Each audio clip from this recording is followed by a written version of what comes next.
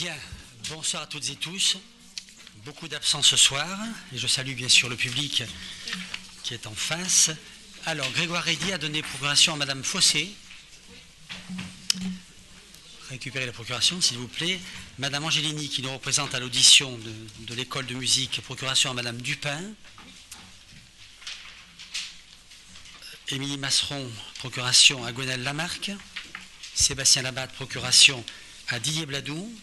Géraldine Audebert à Virginie Monnier. Gloria Cadglas, procuration à Maël Fétou. Et Bernadette Hirsch, procuration à Alain Marc. Et vous avez une procuration, Madame l'ayant de Monsieur Brocker. Très bien. Merci, mes chers collègues. Nous allons demander à Monsieur Philippe Fargeon de bien vouloir être notre secrétaire du soir, s'il veut bien. J'accepte, Monsieur le maire. On va commencer par l'appel. Patrick Bobet. Présent. Bernard Junca. Il arrive. Emmanuel Angelini. Excusez, procuration. Dominique Vincent.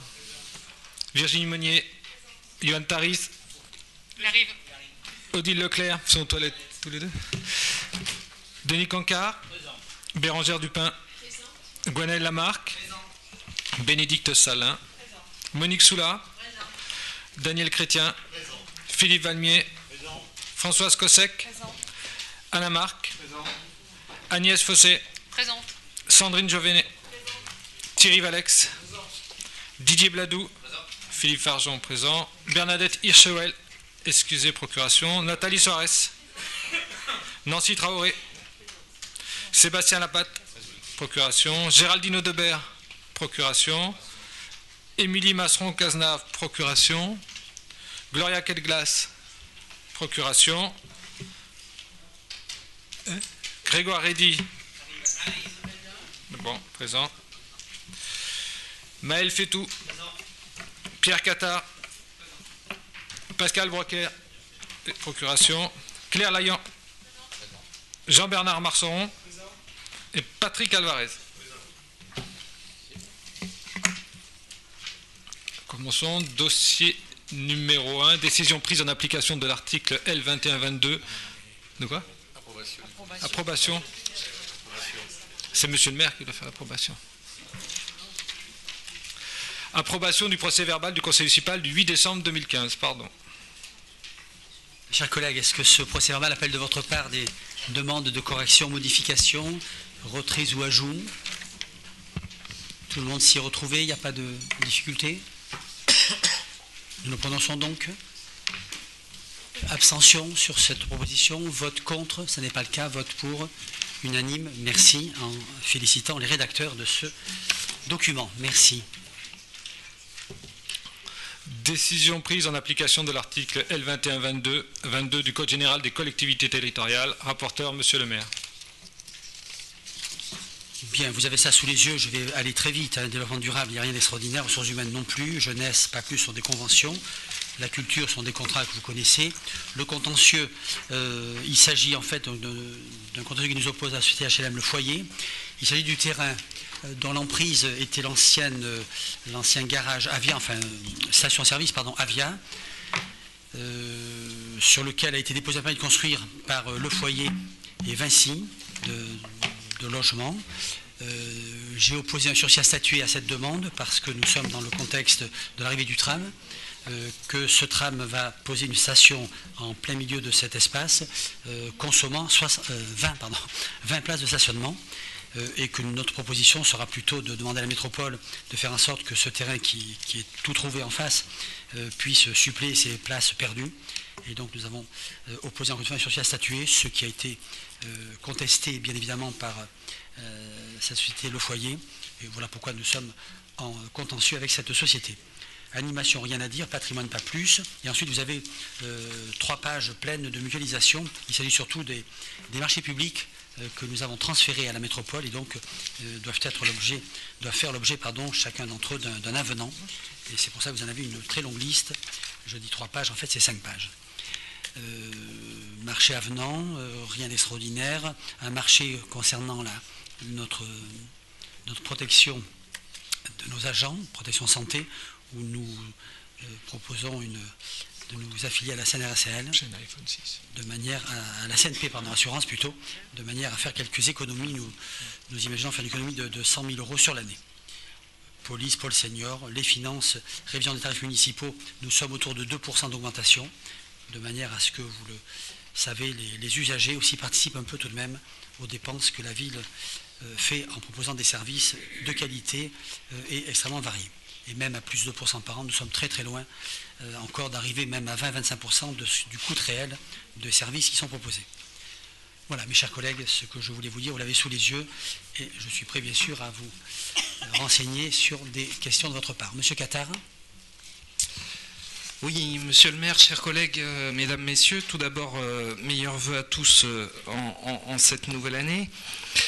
Juste une petite question sur cette procédure, cette décision numéro 2015-264, et donc le contentieux avec la société HLM Le Foyer, et vous le disiez donc, le promoteur Vinci. Je m'interroge, est-ce qu'avant cette procédure de contentieux, il y a eu une recherche de solutions amiables? Je comprends l'intérêt qu'il y ait à ce que sur cette zone, il y ait un espace de parking. Hein. Je pense que les riverains et les commerçants de cette portion de l'avenue de la Libération y sont favorables. Pour autant, je dirais on peut se poser la question, est-ce qu'il n'y a pas deux poids deux mesures? D'un côté, l'îlot Renault, où là les choses avancent et avancent vite, et où la promotion immobilière est, j'allais dire, pratiquement encouragée.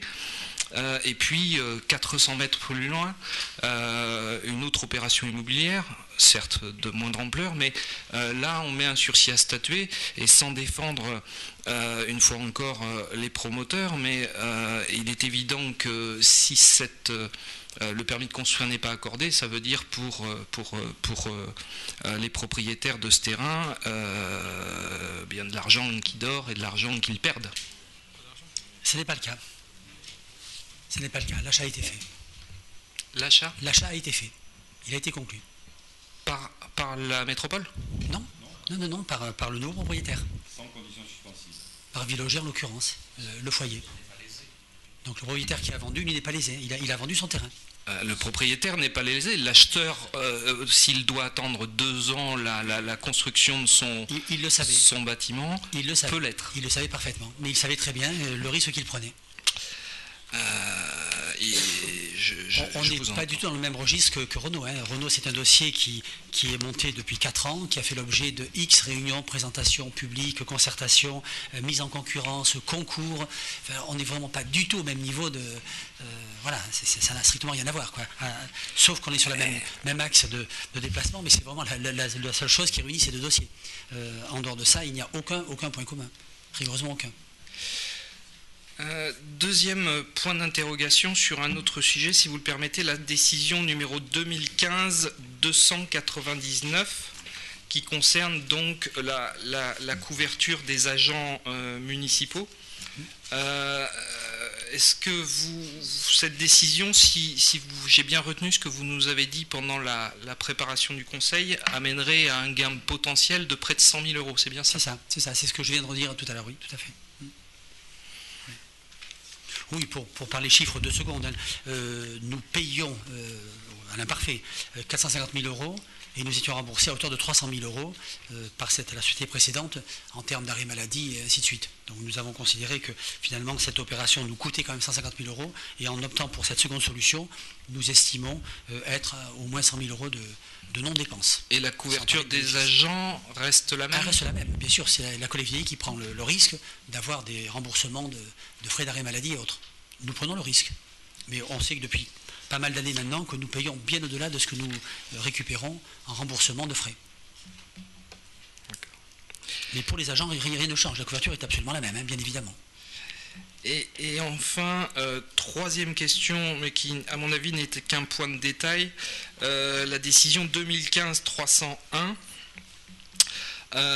Il y a donc la révision d'un certain nombre de tarifs municipaux. J'ai bien retenu également en réunion de préparation que la moyenne était de l'ordre de 2%. Alors, point de détail, je ne voulais pas pour autant parler de la Sanisette, mais je croyais que la médiathèque, l'accès était gratuit. Pourquoi est-elle mentionnée en annexe 8, annexe que nous n'avons pas d'ailleurs? L'entrée est gratuite, mais il y a des coûts de perte de documents, de détérioration ou de non-retour du document. D'accord. Voilà. Non, le prêt est gratuit aussi. L'entrée et le prêt, bien sûr, oui, bien sûr. Et voilà, c'est ça. Voilà, avez-vous les réponses à vos questions? Pas d'autres questions. Merci. Tu veux revenir sur le vote? Très bien. Il n'y a pas de vote, vous le savez, c'est une information que je dois de vous donner, simplement. Dossier numéro 1, rapport d'orientation budgétaire, rapporteur Yohann Tharis. Oui, monsieur le maire, chers collègues, donc dans les 2 mois précédents l'examen du budget primitif, donc il doit être organisé par les collectivités, un débat d'orientation budgétaire. Le budget primitif de la ville du Bouscat sera examiné le 15 mars, donc vous voyez que nous sommes dans les délais en ce 19 janvier. À noter, et j'y reviendrai à l'instant, dans un instant, qu'il y a un certain nombre d'évolutions dans la forme de ce débat d'orientation budgétaire lié à l'adoption l'année dernière de la loi NOTRe. Alors peut-être effectivement pour suivre le document que vous avez devant les yeux et qui défile sur l'écran, nous ferons une présentation en 2 parties. Donc pour vous simplifier la vie, on a utilisé un petit système de logo, là, de signes entre la première partie sur le contexte économique et financier, dans laquelle on va amener des éléments donc, sur le contexte national et en se centrant bien sûr sur la question des finances publiques, et puis la deuxième partie sur la situation proprement bouscataise, situation du budget, perspective budgétaire. Donc vous voyez que vous retrouvez le logo de la ville sur cette deuxième partie, vous le retrouvez sur chacune des pages, ce qui peut vous permettre de vous repérer un petit peu plus facilement.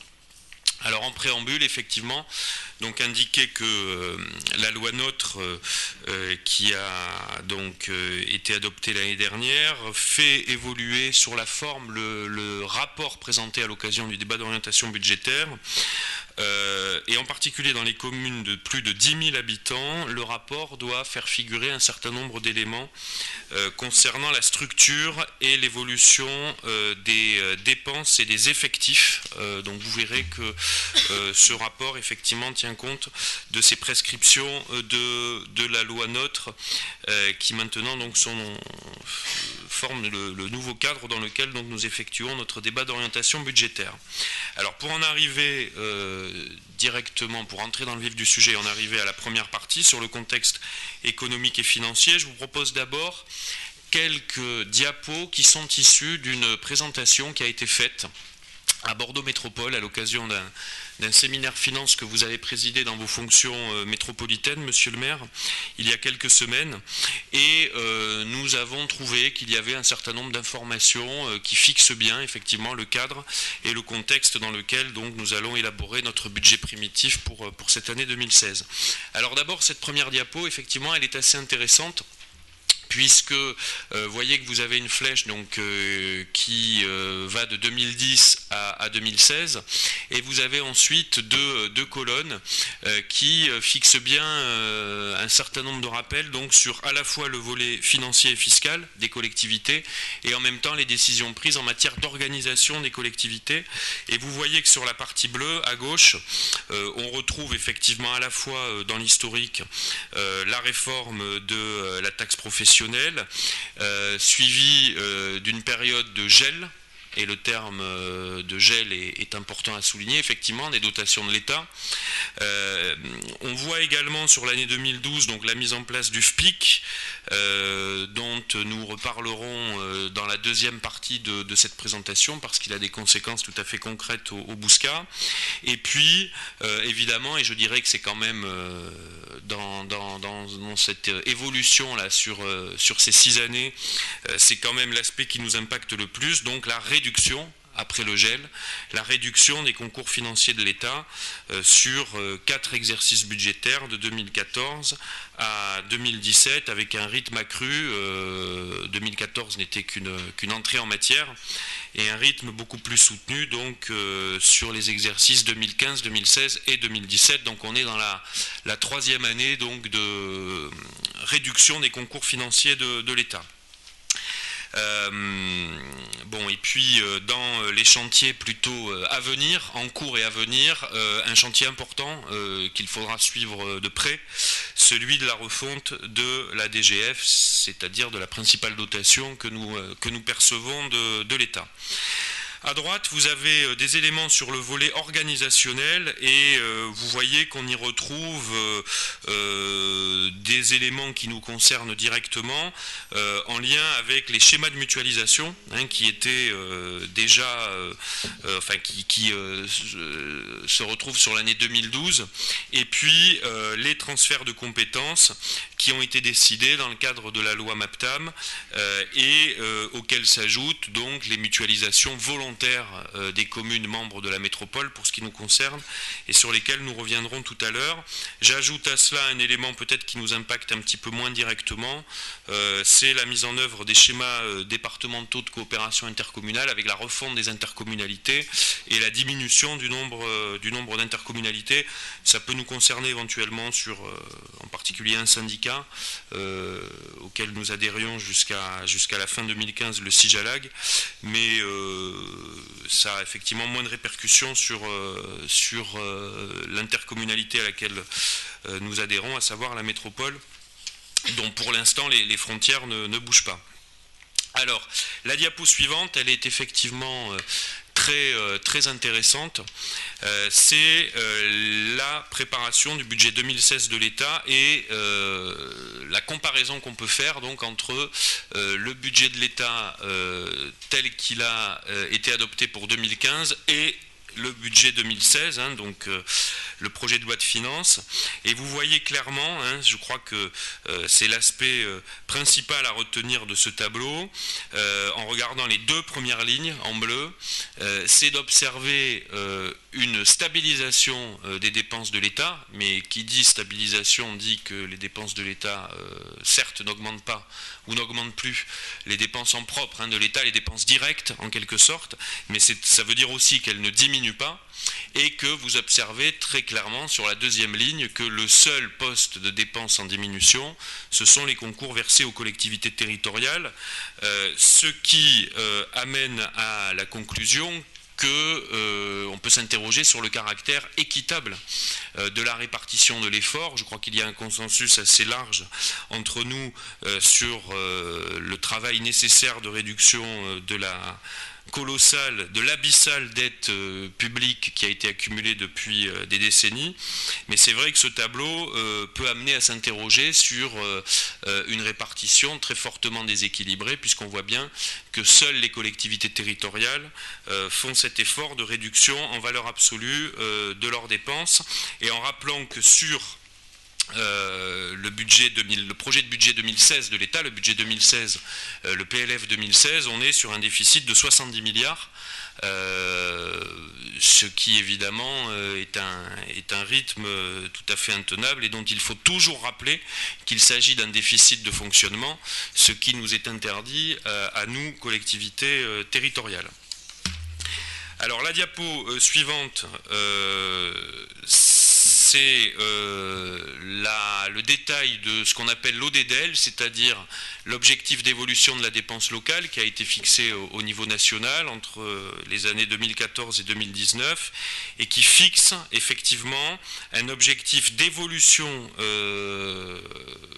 au sens de plafond à respecter des dépenses locales, et vous voyez que pour les communes, c'est-à-dire à l'intérieur du secteur communal, la partie qui concerne les communes et pas les intercommunalités, on est à plus 1,3 d'objectif donc d'évolution annuelle des dépenses sur cette période. Et donc nous y reviendrons, le BOUSCA s'inscrit et s'inscrira et s'inscrit déjà dans ce cadre de respect de ces 1,3%. Donc sur la diapo suivante,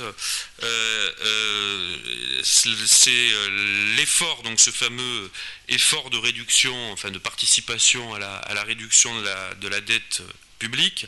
On voit sa répartition entre les niveaux de collectivité. Hein. Donc vous voyez que le bloc communal y participe à hauteur de 56%. Ce qui est logique puisque ça correspond en fait à la part du bloc communal dans les dépenses totales des collectivités territoriales. Et vous voyez qu'à l'intérieur du bloc communal, c'est le tableau du bas, le bloc communal comprenant à la fois les communes et les intercommunalités, les communes donc représentent 70%, mais peut-être que la particularité du bloc communal est certes de participer à l'effort de réduction d'une manière cohérente par rapport au poids du bloc communal dans les dépenses des collectivités, mais en subissant des transferts de charges que sont à la fois, par exemple, l'application des rythmes scolaires ou la mise en place de manière progressive du FPIC dont nous reparlerons tout à l'heure.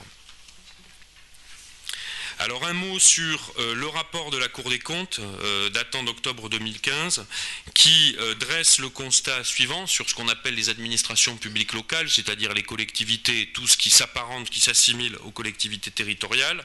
On voit bien qu'on retrouve notre effet ciseau, hein, c'est-à-dire un rythme d'évolution des dépenses plus rapide que l'évolution des recettes. On voit aussi une baisse des dépenses d'investissement très nette, hein, en rappelant que les investissements des collectivités territoriales, ça représente les 3/4 de l'investissement public en France. Hein, ça veut dire qu'aujourd'hui l'État investit très peu, ce sont les collectivités qui investissent. Et puis une utilisation modérée du levier fiscal pour compenser la baisse des dotations, ce qui a pour effet, hein, si on raisonne de manière économique, eh bien une très forte baisse de l'épargne,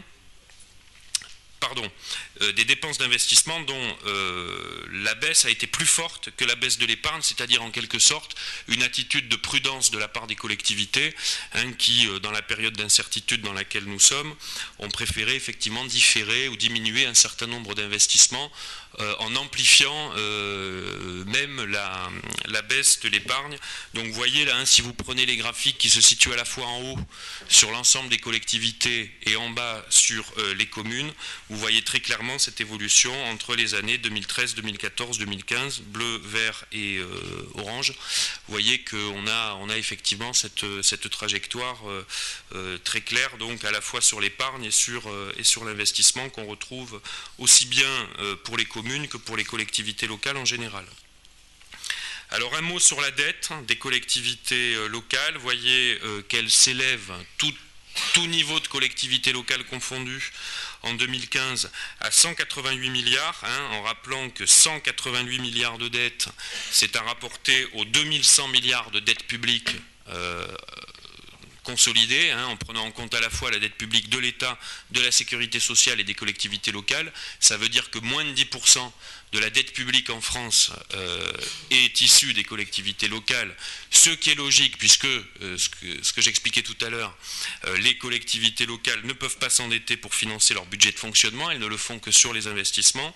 Et vous voyez ensuite donc la répartition entre les différents niveaux de collectivités. Vous voyez que dans ces 188 milliards de dettes, 35% en 2015 correspondent à de la dette contractée par les communes. Ce qui marque d'ailleurs une évolution. Si vous reprenez la colonne tout à fait à droite, quand on regarde l'historique en 1995, on voyait que les communes représentaient la moitié de la dette des collectivités locales. Donc voilà pour cette première partie de contexte. J'essaie de tenir le temps, monsieur le maire. Et nous en arrivons donc à la deuxième partie, centrée sur le Bouscat, avec, je crois, un graphique qui est peut-être le principal à retenir de cette deuxième partie, en tout cas dans les constats, hein, sur le Bouscat, c'est l'effondrement de notre épargne. Hein, vous le voyez, puisque on retrouve les trois épargnes hein, sur ce graphique, l'épargne nette, l'épargne de gestion et l'épargne brute. On voit que le rythme est évidemment, et c'est logique, orienté exactement de la même manière, c'est-à-dire un mouvement de baisse à partir de 2011 et qui s'est très nettement amplifié et qui continue. Donc vous voyez que sur l'exercice 2015 nous avons une épargne qui est plus de 3 fois inférieure à celle que nous pouvions dégager sur l'exercice 2011. Un mot sur la structure et la gestion de la dette au Bouscat. Vous voyez donc notre encours de dette sur l'année 2016, 1er janvier 2016, donc qui se situe un petit peu plus de 12 millions d'euros. La dette au Bouscat au 1er janvier 2016, ce sont 23 contrats de prêt en cours, 15 à taux fixe, 8 à taux variable. Pas de produits toxiques, ce qui n'est pas le cas de tout le monde. Il y a des collectivités, y compris proches de nous, qui se sont retrouvées avec ce type de problématique. Ça n'est pas le cas au Bouscat. Un taux moyen de 3,3. On peut toujours mieux faire, mais on reste quand même dans un bon niveau. Un encours de dette, donc je le disais, de 12 millions d'euros, ce qui veut dire par habitant 517 euros. 517 euros, c'est un peu moins de la moitié de la strate. Qui est à 1100 euros sur l'année 2014. Donc on voit qu'on reste sur voilà, de très bons fondamentaux au Bouscat et sur une commune qui fait appel à l'endettement de manière tout à fait raisonnable. Donc une capacité de désendettement de 5 ans. Ça c'est un ratio important puisque c'est en gros le nombre d'années dans lesquelles on peut se désendetter si on y consacre la totalité de son épargne en arrêtant d'investir. Donc on voit qu'au Bouscat on s'en sort en 5 ans, ce qui est là aussi plutôt un bon chiffre. Et puis donc durée résiduelle moyenne 6,88, durée moyenne à la souscription un petit peu plus de 14. Donc voilà pour ce qui concerne la dette. Ensuite, donc, dans à la fois nos recettes, mais d'ailleurs aussi nos dépenses, 3 points qui sont à noter, qui évidemment nous impactent beaucoup. D'abord, c'est la poursuite de la baisse de la DGF, donc qui a commencé en 2014, qui s'est poursuivie en 2015, et donc qui continue en 2016 à hauteur d'un petit peu plus de 500 000 euros par an. On voit donc dans ce graphique aussi, dans le deuxième graphique, la fin de la DSU, la dotation de solidarité urbaine, que nous ne touchons plus désormais depuis l'année 2015, donc ça continue en 2016. Et puis donc le FPIC qui monte en puissance sur les montants qui vous sont indiqués ici, que lui nous payons, puisque c'est un fonds de péréquation et dont l'augmentation a été exponentielle entre 2013 et 2016. La diapo suivante, c'est finalement en quelque sorte, de manière peut-être un petit peu directe ou un petit peu provocatrice, la question: est-ce que le Bouscat est une ville riche ou une ville pauvre? Eh bien, on s'aperçoit quand on voit ce que nous percevons en DGF par habitant, que nous sommes bien moins lotis que les communes de même strate, puisque nous percevons sur l'année, si on prend les chiffres 2014, 183 euros de DGF par habitant, alors que les communes de même taille que le Bouscat sont à 257 euros. Ça correspond à un manque à gagner de pratiquement pas loin de 2 millions d'euros, si on était aligné sur les chiffres de la strate, ce qui évidemment est considérable, et qui doit nous renvoyer aussi au fait que le Bouscat n'est pas que l'image que l'on renvoie de manière parfois un petit peu trop facile sur notre commune. C'est une ville qui est une commune avec une diversité sociale, avec un quartier politique de la ville, avec 22% de logements sociaux, certes avec aussi un taux de contribuables assujettis à l'impôt sur la fortune important, mais il faudrait déjà peut-être commencer par rappeler à nos concitoyens que la commune ne perçoit pas l'impôt sur la fortune. Peut-être que certains peuvent l'imaginer, et donc on peut voir dans cette situation une forme d'injustice qui en tout cas se retrouve comptablement dans nos budgets, avec ce chiffre de 4,3 millions d'euros de DGF et 6 millions si on était aligné sur la strate, si on reprend les chiffres de 2014. Alors, un petit retour sur notre fameux effet ciseau, que vous allez voir avec les deux diapos qui arrivent. Donc là, l'effet ciseau, il est tout à fait clair. Vous voyez que la progression moyenne des recettes sur les exercices 2008 à 2015, elle a été de 2,22%. Et vous voyez, diapo suivante, que la progression des dépenses a été de 3,56%. ça s'appelle très clairement l'effet ciseau, hein, c'est-à-dire que les dépenses augmentent plus vite que les recettes. Et voyez, si on revient sur la diapo précédente, on voit que entre 2014 et 2015, sur les recettes, on est en diminution, hein, ce qui est une première, puisque vous voyez, la courbe est orientée à la hausse, elle commence à se stabiliser juste avant 2015, mais pour la première fois, effectivement, elle diminue en 2015, donc avec une baisse de 0,8% de nos recettes, alors que dans le même temps, nos dépenses augmentent de 2%, donc on est effectivement dans un effet ciseau qui se retrouve donc tout à fait clairement là dans ce tableau. Alors, un mot donc justement sur les effectifs, puisque maintenant la loi NOTRe nous demande de communiquer un certain nombre d'éléments. Donc le Bouscat, c'est 469 agents au 31 décembre, hein, donc au 31 décembre, ce qui est important évidemment dans le contexte de métropolisation, 423,9 équivalents temps plein, puisqu'évidemment tous ces agents ne sont pas à temps plein, et puis ensuite vous avez la répartition de ces agents à la fois par secteur, à la fois par catégorie, hein, A, B et C, et puis par sexe, et on s'aperçoit d'ailleurs que les effectifs de la ville du Bouscat sont très largement féminisés, hein, vous le voyez sur le graphique qui se situe en bas à droite. Alors, si on se tourne maintenant vers l'avenir, et toujours pour prolonger donc ces diapos, là, ces éléments sur le personnel, nous sommes sur la projection d'une évolution annuelle de 2% par an, hein, des dépenses de personnel, donc une maîtrise forte, hein, de la masse salariale, hein, qui est vraiment un axe fort de notre gestion. Il faut toujours rappeler que la masse salariale augmente mécaniquement, hein, c'est le fameux GVT, glissement, vieillesse, technicité. 2%, on est à peine au-dessus du GVT.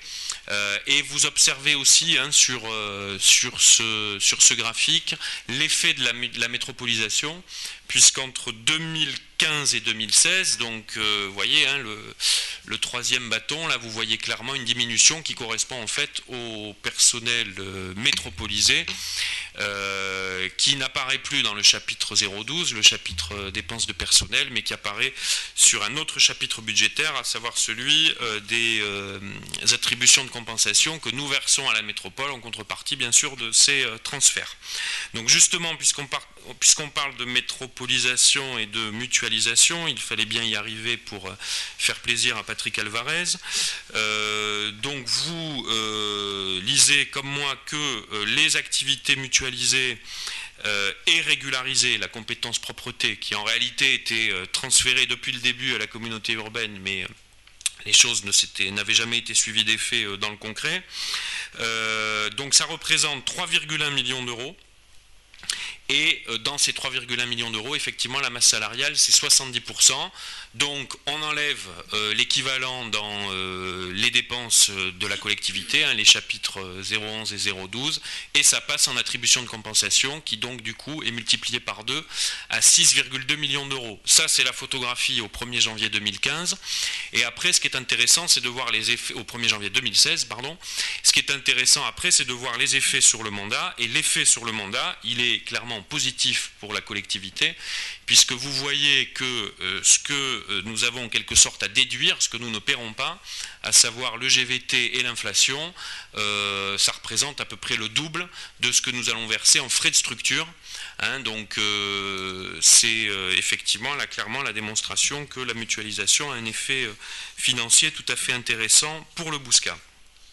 Alors j'arrive enfin à la fin de cette présentation avec peut-être la partie la plus importante, c'est-à-dire la déclinaison des orientations budgétaires pour 2016, avec d'abord la section de fonctionnement, hein, et un certain nombre d'éléments qui ont déjà été évoqués. D'abord, en dépenses, on restera dans le cadre fixé par l'ODEDEL et on se fixe un objectif de 1,1% d'augmentation des dépenses de fonctionnement, ce qui signifie une maîtrise de la masse salariale des dépenses de personnel à moins de 3%. Hein, vous avez vu tout à l'heure un graphique où on part sur un objectif de 2%, en tout cas moins de 3%. Une hausse des intérêts de la dette à prendre en compte suite à la contractualisation de nouveaux emprunts, donc en 2014 et en 2015. Mais tout ceci évidemment à inscrire dans le contexte d'un faible endettement pour notre commune, une baisse des autres charges, autres notamment que les charges de personnel comme les charges à caractère général, le fameux chapitre 011 que nous avons diminué en 2015 et que nous continuerons à diminuer en 2016, et puis la prise en compte des effets de la mutualisation dont on parlait à l'instant. En recette, donc la baisse de la DGF qu'on retrouve pour la 3e année consécutive, l'augmentation des produits avec le déploiement de nouvelles tarifications en année pleine, en particulier la tarification des temps éducatifs municipaux qui va s'appliquer en 2016 en année pleine. La hausse des produits de la fiscalité locale sans augmentation des taux d'imposition, et ça je crois que il faut particulièrement insister sur ce point, ça reste un de nos axes politiques majeurs, hein, ne pas augmenter, tout faire en tout cas pour ne pas augmenter les taux d'imposition des bouscatés, et donc s'il y a hausse des produits de la fiscalité, ce n'est que par l'effet des bases et pas des taux, puisque les taux n'augmenteront pas sur l'année 2016. Et enfin en recette, une hausse modérée des participations de la caisse d'allocation familiale. Voilà pour le fonctionnement. En investissement, donc on se retrouve avec la conséquence donc de la diminution de notre épargne, c'est la baisse de l'autofinancement de nos investissements. Donc évidemment, moins d'épargne, c'est moins d'autofinancement à reporter sur la section d'investissement. C'est dans le même temps une limitation, un recours, je vais le faire dans l'autre ordre que ce que vous voyez sur la diapo, un recours à l'emprunt que nous souhaitons continuer à maîtriser. Et donc évidemment, la conséquence, c'est une limitation du montant des investissements. Je dis limitation, ça ne veut pas du tout dire que nous arrêtons d'investir, puisque vous voyez que nous sommes sur la mise en œuvre de notre plan pluriannuel d'investissement, que nous avons plafonné à 25 millions d'euros sur le mandat, ce qui correspond à une moyenne de 5 millions d'euros, et qui en 2016 se déclinera avec les opérations qui sont listées, à savoir la poursuite de l'enfouissement des réseaux, notamment en lien avec les travaux du tramway, la rénovation de la salle Jean Martial, la poursuite de l'achat du fonds documentaire à la source et dans sa partie médiathèque, l'entretien des bâtiments municipaux, la rénovation du chauffage de l'Ermitage Compostelle et la fin des travaux à Jean Jaurès. Je dis ça sous le contrôle de messieurs Vincent et Farjon, qui sont prêts à bondir si je ne précise pas qu'il s'agit du stade Jean Jaurès. Voilà donc pour les principales opérations prévues en investissement donc, pour 2016, sur lesquelles nous aurons l'occasion de revenir au moment de l'examen de notre budget, donc, qui interviendra le 15 mars. Comme je le disais tout à l'heure, voilà, monsieur le maire, ce que je pouvais dire sur ces orientations budgétaires. Merci, cher collègue. Monsieur Alvarez a demandé la parole. Oui, monsieur le maire, chers collègues, en matière de débat sur les orientations budgétaires, les années se suivent sans se ressembler. Lors du débat précédent, vous aviez présenté dans le rapport d'orientation une analyse sur la situation de l'économie française dans son environnement européen et mondial. Aussi me permettrez-vous, en guise d'introduction au débat budgétaire pour l'année qui se profile, de dire quelques mots sur la situation de notre économie, dans la mesure où ce contexte économique et social a une incidence directe sur la situation des collectivités territoriales. Comme le soulignait l'économiste Frédéric Bocara, la situation économique de la France se caractérise par un chômage qui gangrène notre société, par une croissance du produit intérieur brut faible, fragile et inégalitaire.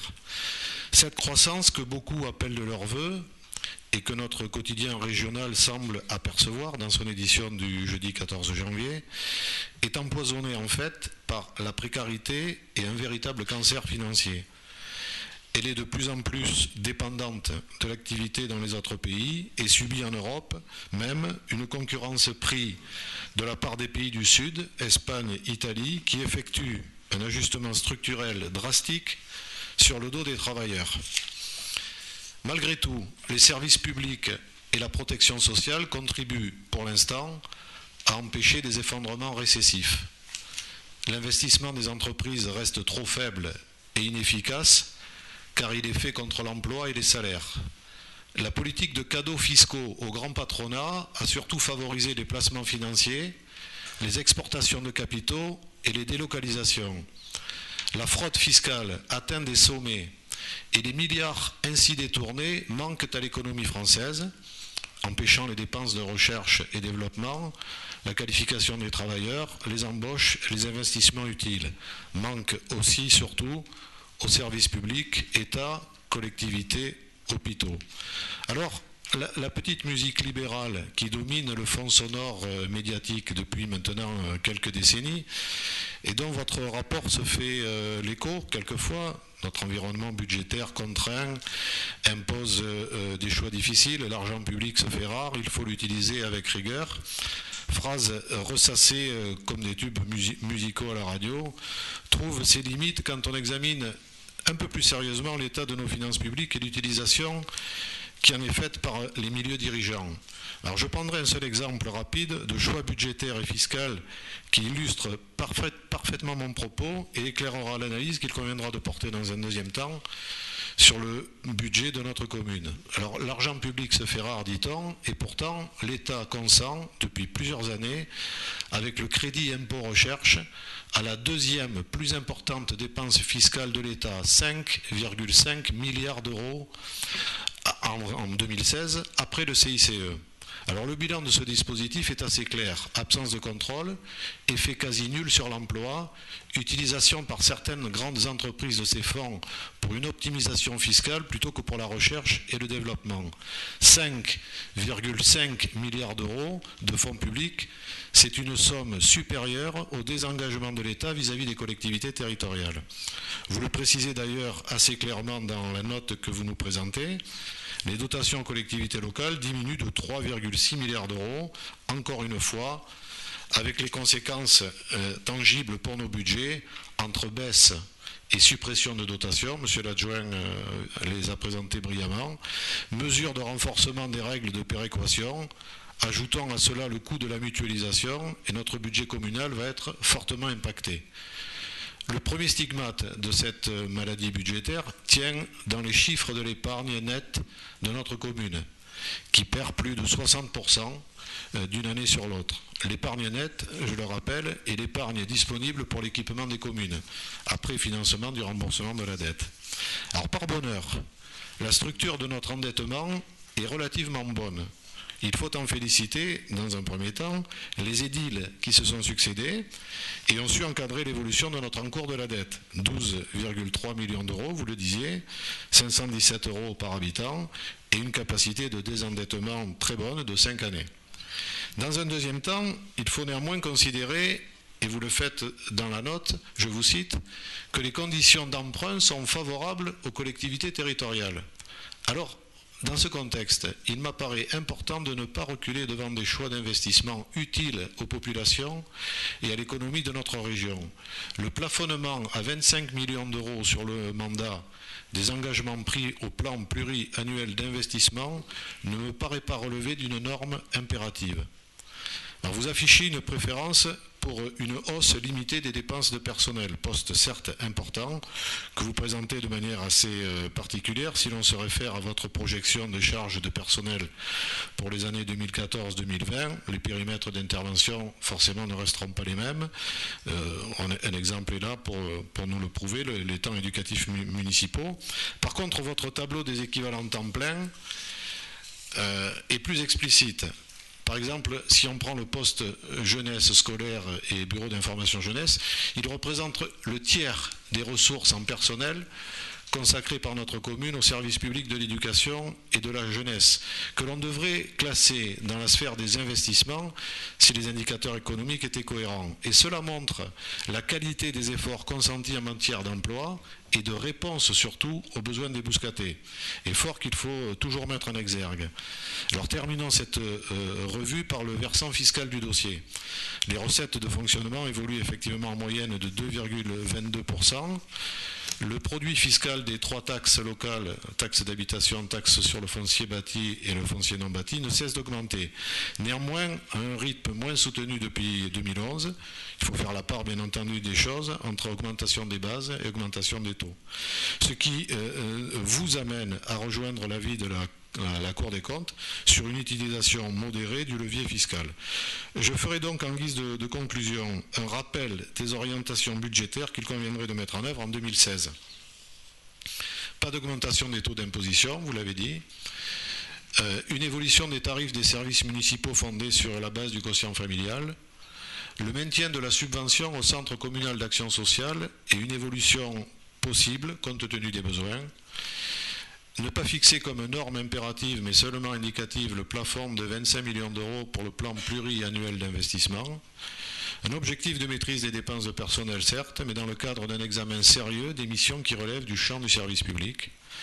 Ne pas s'engager vers de nouveaux transferts à Bordeaux Métropole. Enfin, en guise de conclusion définitive, je me permettrai de revenir sur la situation nationale pour vous soumettre, Monsieur le maire, une dernière orientation dans ce débat budgétaire que nous entamons pour l'année 2016. Alors je me suis laissé dire que vous connaissiez bien un candidat à la présidence de la République. Il se trouve que je termine en ce moment la lecture de son ouvrage consacré à l'État fort. Alors pourriez-vous lui suggérer qu'en matière d'État fort, il conviendrait de rétablir une certaine justice fiscale en s'attaquant aux diverses niches et fraudes observées au plan national et européen, ce qui relève parfaitement du pouvoir régalien et aurait pour conséquence première d'équilibrer les comptes de la nation, budget national, budget des collectivités locales et de la sécurité sociale, et aussi des collectivités et offrir aux collectivités territoriales les marges de manœuvre qu'elles ne cessent de perdre depuis des années, avec une baisse des dotations les dernières années, une stabilisation, encore que si on prend depuis 2010, on peut consentir que le mot raquette vis-à-vis des collectivités territoriales n'est pas galvaudé. Je vous remercie. Merci, chers collègues. Y a-t-il d'autres interventions? Monsieur Catard, je vous vois vous précipiter sur le micro. Voilà. Oh, précipiter, c'est un grand mot. Alors, moi, je n'ai pas les talents d'économiste de M. Alvarez, ni les compétences en comptabilité publique de notre adjoint aux finances, que je voulais aussi féliciter au passage pour son élection de conseiller de la grande région, n'ayant pas eu l'occasion de le faire précédemment.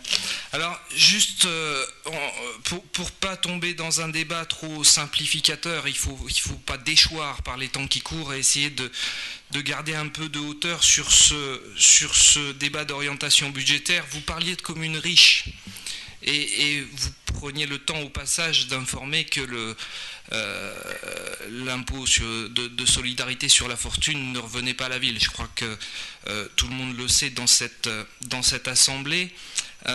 Pour autant, si notre commune n'était pas riche, non pas riche en termes de population, mais riche en termes de valeur locative et donc de contribution des 3 taxes, la DGF ne serait pas ce qu'elle est. Notre DGF ne serait pas ce qu'elle est.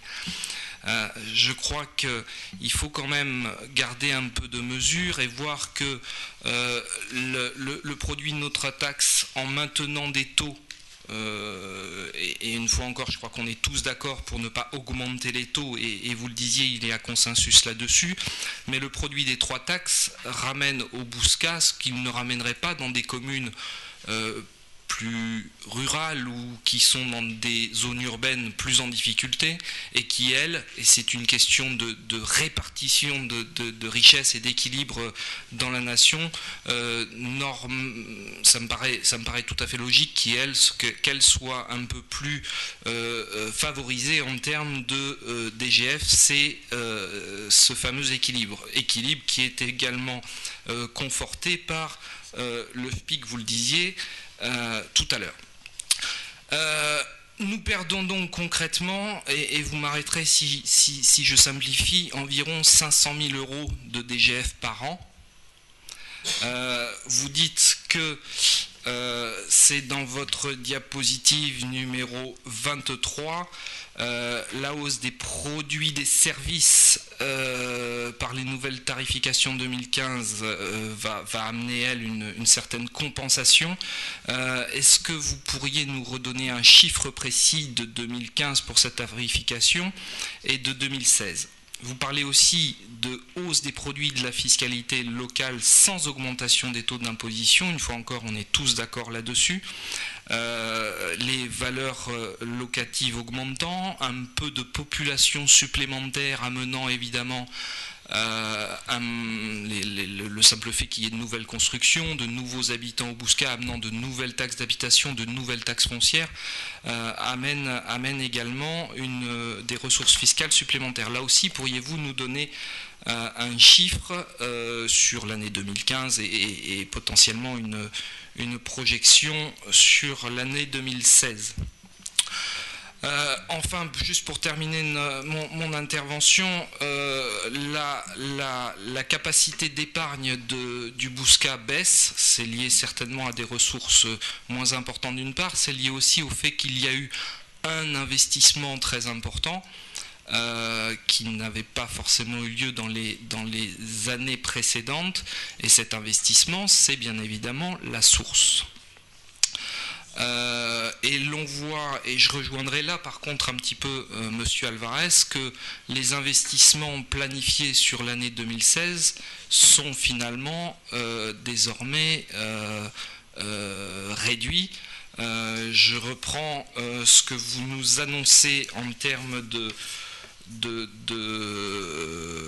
d'investissement, c'est un peu d'enfouissement de réseau, la rénovation de la salle de basket Jean Martial, l'achat de fonds documentaires, l'entretien de bâtiments municipaux, la rénovation du chauffage de la salle de l'Ermitage et en gros la tribune du stade Jean Jaurès.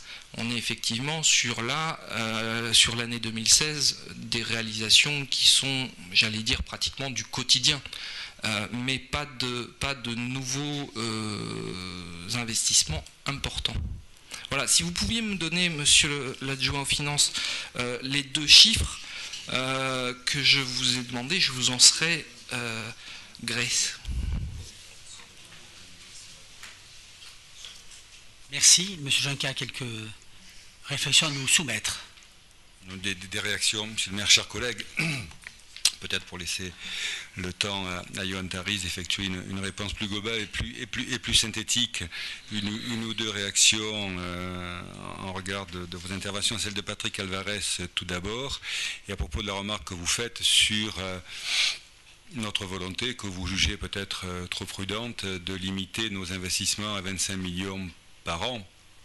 Bon, sur la mandature, l'adjoint aux grands travaux que je suis et qui piaffe souvent devant ces restrictions aurait tendance à vous suivre. Mais je crois qu'il ne faut pas voir l'investissement simplement éclairé par le contexte d'emprunt favorable tel que vous l'avez souligné, mais les investissements sont aussi source de dépenses de fonctionnement et notamment de dépenses de personnel.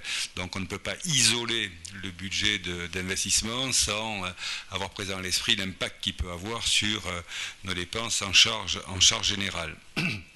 À propos de l'intervention de Pierre Cattard, le fameux débat commune riche ou commune habitée par des gens riches, je crois qu'à la fin, ce qui importe aux Bouscatais, c'est le prix des impôts qui paient. Et je crois que quand on regarde le prix des impôts acquittés par les Bouscatais, quand on le compare à des villes de la Strate, et même sur un plan plus microéconomique aux villes limitrophes, quelles qu'elles soient, on est à bien égal dans une situation tout à fait favorable. Vous pourrez quand même le constater et en prendre à témoin des personnes qui possèdent quelquefois des biens sur plusieurs communes. Et puis dernière remarque toujours à propos de ce que vous avez souligné, monsieur Cattard, sur l'impact de la médiathèque sur la baisse de notre épargne. Là, je ne peux pas vous suivre, parce que quand on regarde les diapos qui nous sont présentés, on voit un effet quasi mécanique de la baisse de notre épargne tout au long des derniers budgets, au moment où les baisses des dotations de l'État se sont manifestées, notamment à une époque où la médiathèque n'était pas encore engagée dans notre budget. Merci. Monsieur Tariz. Oui, peut-être quelques éléments effectivement de réponse. D'abord à Patrick Alvarez. Bon, on a reconnu quand Patrick Alvarez parle de cancer financier, de milieu dirigeant, on a retrouvé ce style inimitable.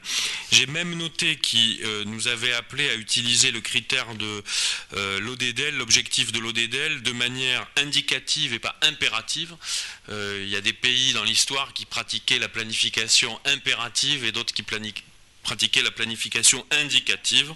Ce qui est agréable avec vous, chers collègues, c'est que vous avez des références idéologiques qu'on reconnaît tout de suite, mais qu'en même temps, vous savez aussi regarder les réalités en face et vous inscrire dans un débat démocratique. C'est tout à fait agréable et intéressant. Bon, ces mots étant dit, sur le fond de ce que vous avez dit, vous avez parlé tout à l'heure des périmètres d'intervention que nous ne connaissons pas sur le mandat et qu'il est donc difficile de se fixer un objectif d'évolution des dépenses dans la mesure où on ne sait pas, comme ce qui s'est passé pour les rythmes scolaires, ce qui peut arriver, ce qui peut nous être transféré dans la suite de la mandature.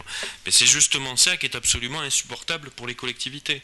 C'est-à-dire que de travailler comme ça à la godille avec une épée de Damoclès qui peut tomber un jour avec un ministre de l'Éducation nationale qui se lève le matin en disant qu'on va changer les rythmes scolaires, qu'on va afficher une grande décision, un grand choix politique, mais que la patate chaude sera renvoyée aux collectivités locales. C'est exactement d'ailleurs la même chose que pour les entreprises. Cette instabilité du contexte économique, fiscal, financier dans lequel on évolue, ça rend notre travail de gestion, qui est quand même l'un de nos premiers devoirs comme élus d'une collectivité, ça rend ce travail absolument impossible. En tout cas, ça le complique énormément. Donc espérons surtout que nos dirigeants, quels qu'ils soient au niveau national dans les années qui viennent, n'aient pas à nouveau ce type de mauvaises idées. Après, vous avez évoqué, simplement une petite précision, l'utilisation modérée du levier fiscal, comme non pas une recommandation, alors vous l'avez évoqué semble-t-il comme une recommandation de la Cour des comptes, alors que je crois qu'on est plutôt dans l'ordre du constat en fait. La Cour des comptes a constaté que les collectivités effectivement ont plutôt pas trop fait appel au levier fiscal pour compenser la baisse des dotations. Ensuite, vous avez, et enfin pour terminer, vous avez fixé un certain nombre finalement de conditions qui fixeront votre position sur le budget primitif. Elles sont tout à fait entendables. Je pense que plusieurs d'entre elles d'ailleurs peuvent rejoindre nos préoccupations. Je pense en particulier à la sanctuarisation de nos dépenses d'intervention sociale. Là, je pense qu'on peut tout à fait se retrouver, donc on aura l'occasion de prolonger ces débats au moment du budget primitif. Monsieur Cattard, effectivement, vous parlez, d'abord je voulais vous remercier pour votre message sympathique de félicitations. Vous évoquez la notion, donc vous revenez sur le débat ville riche, ville pauvre, commune riche, commune pauvre, et vous rebondissez effectivement sur les modalités de calcul de la DGF qui amènent effectivement notre commune à percevoir moins de DGF par habitant que les communes de même strate. Alors effectivement, on peut comprendre votre raisonnement. C'est vrai que le Bouscat, si on le compare à d'autres communes, si on compare le Bouscat à effectivement peut-être des communes rurales ou un certain nombre de communes périurbaines, effectivement, il y a peut-être des difficultés qui sont moindres, mais on parle quand même d'un déséquilibre qui est très important, puisqu'on est sur un manque à gagner, si on se compare à la strate, de pratiquement 2 millions d'euros, et 2 millions d'euros, ça pèse quand même très lourdement sur un budget, en rappelant que nous avons aussi nos réalités sociales au Bouscat à prendre en compte, sur lesquelles il y a un travail particulier. Odile Leclerc pourrait le confirmer sur le volet notamment politique de la ville, et que moi j'ai trouvé quand même un petit peu particulier, lorsque je suis arrivé ici comme adjoint aux finances, de voir à la fois la même année en 2014 le maintien de notre classification dans la politique de la ville, alors qu'on avait une interrogation, est-ce qu'on allait rester dans la politique de la ville, et en même temps la perte de la dotation de solidarité urbaine, qui quand même, peut-être pas dans la lettre, mais en tout cas dans l'esprit, a un lien quand même assez fort avec le fait d'avoir ce type de quartier prioritaire sur notre territoire. Donc il y a quand même une injustice que nous subissons et qu'on retrouve effectivement de manière sonnante et trébuchante comme un manque à gagner dans notre notre budget, d'autant qu'il ne faut pas l'oublier, même si les choses, monsieur le vice-président de la métropole, ont évolué positivement pour le Bouscat, que nous subissions, et nous subissons toujours un peu une forme de double peine, dans la mesure où quand la taxe professionnelle unique a été mise en place par la communauté urbaine, les critères de calcul pour les communes ont très fortement avantagé les communes avec une forte présence d'activité économique ou d'activité industrielle, et ont pénalisé très fortement, comme le Bouscat, les communes plutôt résidentielles. Alors les choses ont été recalculées sous votre impulsion, et ça a permis effectivement d'atténuer un peu ceci, mais enfin quand vous devez à la fois, vous avez en quelque sorte effectivement cette double peine entre la CUB devenue métropole et de l'autre côté la DGF versée de l'État, ça devient quand même compliqué de pouvoir effectivement maintenir un niveau de service public et de faire face après à des diminutions de dotation comme aujourd'hui. Pour vous répondre, l'application en année pleine de l'augmentation des tarifs, donc on est sur 150 000 €. Sur à la fois la mise en place de nouveaux tarifs et l'augmentation de tarifs existants. En ordre de grandeur, on est sur 150 000 €. Et sur les 4% d'augmentation donc nous évoquions tout à l'heure sur les bases fiscales, grosso modo, on a à peu près un point qui correspond à la loi de finances, et 3 points, donc c'est-à-dire les 3/4 qui correspondent à l'augmentation des bases physiques.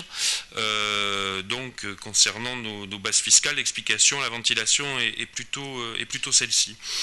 Et puis enfin, vous ne pourrez pas m'empêcher pour terminer de trouver un petit peu surprenant votre appel à un recours immodéré à l'investissement, après que nous ayons entendu pendant quelques années plutôt un discours assez critique, une tonalité assez critique, en particulier sur le projet La Source.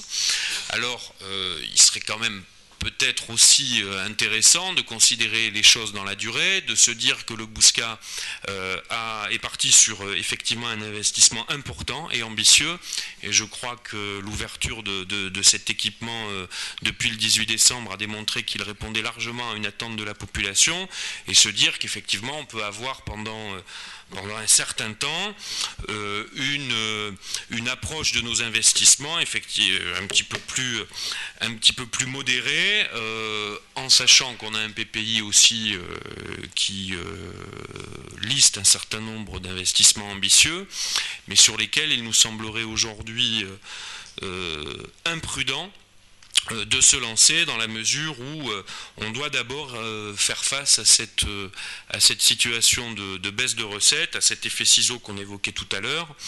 Donc on est sur un exercice 2016 qui traduira cette approche qui caractérise le Bouscat, c'est-à-dire à la fois une bonne gestion, une prudence que nous assumons dans le recours à l'emprunt, et en même temps le maintien, le développement de nos services publics, et malgré tout une série d'opérations d'investissement dont on ne peut pas tout à fait vous laisser dire qu'elles correspondent uniquement à la gestion du quotidien. Je pense qu'on a des opérations qui sont tout à fait significatives, comme par exemple, j'en citerai une seule, Jean Martial, mais que nous inscrivons dans la durée. Il faut regarder les choses dans la durée. Nous allons profiter de la source, et vous verrez qu'à la fin du mandat, nous retomberons sur nos pieds avec un volume d'investissement qui sera tout à fait significatif. Merci mon cher collègue, merci bien pour toutes ces précisions.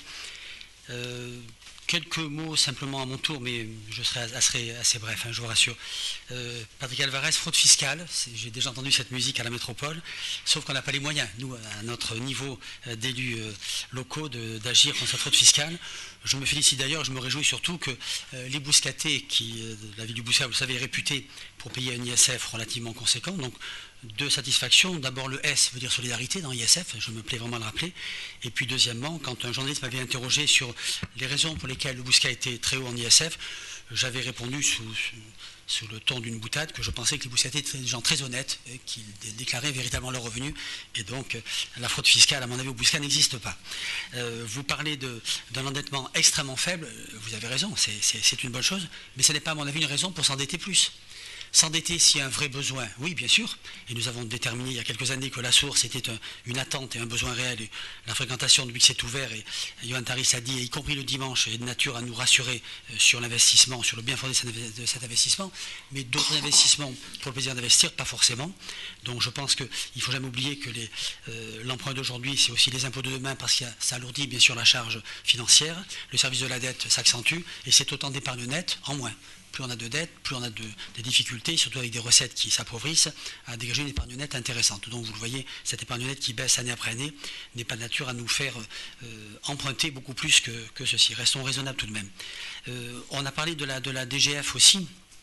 Et Pierre Cattard considère que si on a la DGF que l'on a, c'est parce que le Bouscat est une ville particulière avec un foncier qui est très valorisé et qu'il est normal que les Bouscatais paient des impôts. Certainement, mais malgré tout, l'écart est quand même important. Même si sur le principe, je peux vous suivre, sur la réalité pratique, près de 2 millions d'écart entre ce que nous pourrions toucher et ce que nous touchons vraiment, c'est quand même très lourd. C'est 1,7 million très précisément. Et finalement, la métropole, quand elle a signé son contrat de ville, devait systématiquement déterminer un pacte financier fiscal. J'en parle 2 secondes.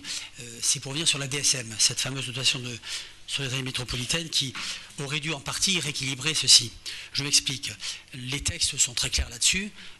La moitié au moins, donc de manière majoritaire, doivent prendre en compte 2 critères. Le premier critère, c'est l'écart moyen au revenu par habitant par rapport aux autres villes de la métropole. Alors c'est vrai que là, dans ce domaine, on est favorisé, bien sûr, donc pénalisé pour recevoir des dotations dans ce cas-là.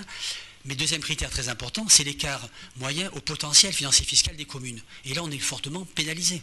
Notre potentiel financier fiscal, le potentiel financier, c'est la DGF, c'est les dotations qui nous arrivent. Et c'était la double peine systématiquement entre plus l'État nous donnait des baisses de dotations, enfin plus nous étions en baisse de la part de l'État, plus nous l'étions aussi de la part de la métropole. Ce qui est quand même une double peine inacceptable. Et effectivement, cette DSM, de manière tout à fait légale, on n'a rien inventé. C'est pas parce que j'en suis le vice-président de finances et on a appliqué purement et simplement les textes. Et encore, on s'est arrêté à 50%, on aurait pu faire 100% de ces 2 critères. Nous remonte notre dotation. Vous le savez, nous sommes aujourd'hui à 724 000 € pour notre DSM et nous devrions toucher, si nous avions appliqué ces critères-là, 928 000 €.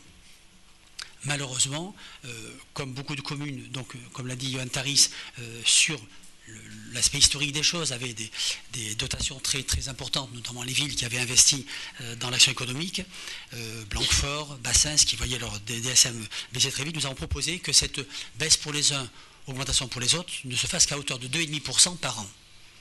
Ça veut dire 10% à peine au bout de 4 ans, donc au bout de la mandature. Ce qui veut dire que malheureusement, nos 928 000 € que nous aurions dû toucher dès l'année prochaine, ce n'est pas demain la veille, comme l'on dit à la campagne, qu'on en verra la couleur.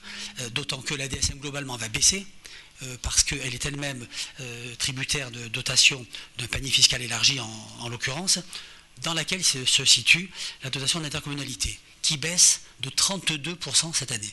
32%, la dotation d'intercommunalité. Ce qui fait que la DSM va passer de 33 millions d'euros à 31 millions d'euros et que donc nos 2,5%, on n'en verra même pas la couleur, on va rester sur le même chiffre. Tout ça pour vous dire que je trouve tout de même, autant on peut vous suivre, encore une fois sur la théorie, mais en pratique, 1,7 million de pertes de ce que nous pourrions avoir me paraît quand même très très important. Voilà ce que je voulais vous dire très, très simplement. Nous n'en avons rien de plus. Sur l'épargne nette, on en a parlé, elle diminue et ce n'est pas, je pense, malheureusement, en augmentant nos emprunts, pardon, et donc notre dette par définition, et notre service de la dette que nous pourrions l'améliorer. Donc je reste dans cette attitude de prudence qui caractérise ce que nous faisons depuis 15 ans ici, qui est que, 1, nous dépensons que ce que nous avons, 2, nous dépensons quand ça nous semble très utile et ultra nécessaire. Et troisièmement, nous évitons d'augmenter notre dette parce que ce n'est pas nous qui la paierons, ce seront nos successeurs. Voilà, mes chers collègues, il n'y a pas de vote, vous le savez, puisque c'est un débat et on a largement débattu. Nous nous retrouverons le 15 mars pour voter cette fois le budget qui sera bien sûr tout empreint de ce qu'on vient de dire ce soir. Monsieur le secrétaire, vous avez la parole. Dossier numéro 2, autorisation d'engager, de liquider et de mandater des dépenses d'investissement dans la limite du quart des crédits, exercice 2016. Rapporteur, Johan Taris. Oui, monsieur le maire, chers collègues, donc c'est une délibération classique. Dans l'attente du vote du budget, donc nous pouvons ouvrir des crédits à hauteur du quart de nos dépenses d'investissement de l'exercice précédent. Donc vous voyez sur le premier tableau que le quart, ça correspond en plafond à un petit peu plus de 2 700 000 euros. Et donc nous vous proposons donc d'autoriser l'ouverture des crédits à hauteur de un petit peu plus de 1 362 000 euros. Et vous en avez le détail donc dans l'article 2 de la délibération. Notamment vous voyez que sur la fin de l'énumération des opérations, vous avez les opérations structurantes comme la Source, Jean Martial ou Jean Jaurès. Merci. Monsieur Alvarez. Oui, c'est une procédure technique classique. Alors, n'ayant pas approuvé le budget primitif dont relèvent ces dépenses, je m'abstiendrai sur cette délibération. Merci de votre précision. Y a-t-il d'autres demandes de parole? Ce n'est pas le cas, c'est tout à fait technique. Nous prononçons. Donc, abstention, monsieur Alvarez, on a compris. Vote contre. Vote pour. Merci. Donc, unanimité acceptée, monsieur Alvarez. Merci. Dossier numéro 3, convention de mise à disposition et de remboursement de frais au profit de Bordeaux Métropole sans transfert des charges du propriétaire. Rapporteur Johan Taris. Oui, donc il s'agit d'une convention entre la ville et Bordeaux Métropole au titre de l'utilisation d'une partie des locaux du centre technique municipal. Donc vous avez dans la convention très exactement donc la superficie qui fait l'objet de cette convention. C'est un petit peu plus de 4000 m² sur 7000. Voilà, évidemment je l'avais tout à l'heure mais je ne l'ai plus. Cette convention donc va faire l'objet à la fois d'une prise en charge donc des fluides, enfin en tout cas cette convention inclut une prise en charge des fluides pour le fonctionnement donc de ces locaux par Bordeaux Métropole, et également le versement d'une redevance dont le montant sera évalué ultérieurement. Donc voilà pour cette convention entre la ville et Bordeaux Métropole. Voilà, c'est ça, mais je l'avais. Voilà. Article 1er, 7604 m², donc 4668 pour donc la partie métropolitaine qui fait l'objet de cette convention. Merci, monsieur Alvarez.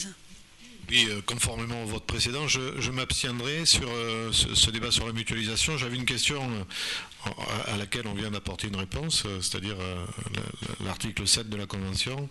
Quel est le montant de la redevance? J'aurai la réponse ultérieurement, donc j'ai bien compris. C'est ça, c'est ça. Merci. Abstention, donc monsieur Alvarez. Monsieur Barceron. OK. Vote contre. Vote pour.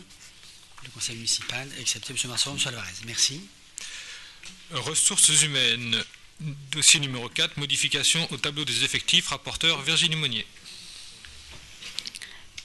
Monsieur le maire, chers collègues, il est demandé au conseil municipal ici 3 types de modifications au tableau des effectifs. Tout d'abord, il est proposé de supprimer les postes du tableau suivant afin de tenir compte du départ des agents vers Bordeaux Métropole. Nous vous proposons aussi la création d'un emploi d'attaché ou d'attaché principal pour le poste de chargé de mission de développement économique. Et enfin, 2 transformations de postes. D'abord, la transformation d'un poste d'adjoint technique en un poste d'adjoint administratif. C'est un changement de filière à la demande de l'agent. Ainsi que la transformation d'un poste de puéricultrice cadre de santé en un poste de puéricultrice de classe normale. Merci, chers collègues. Monsieur Alvarez.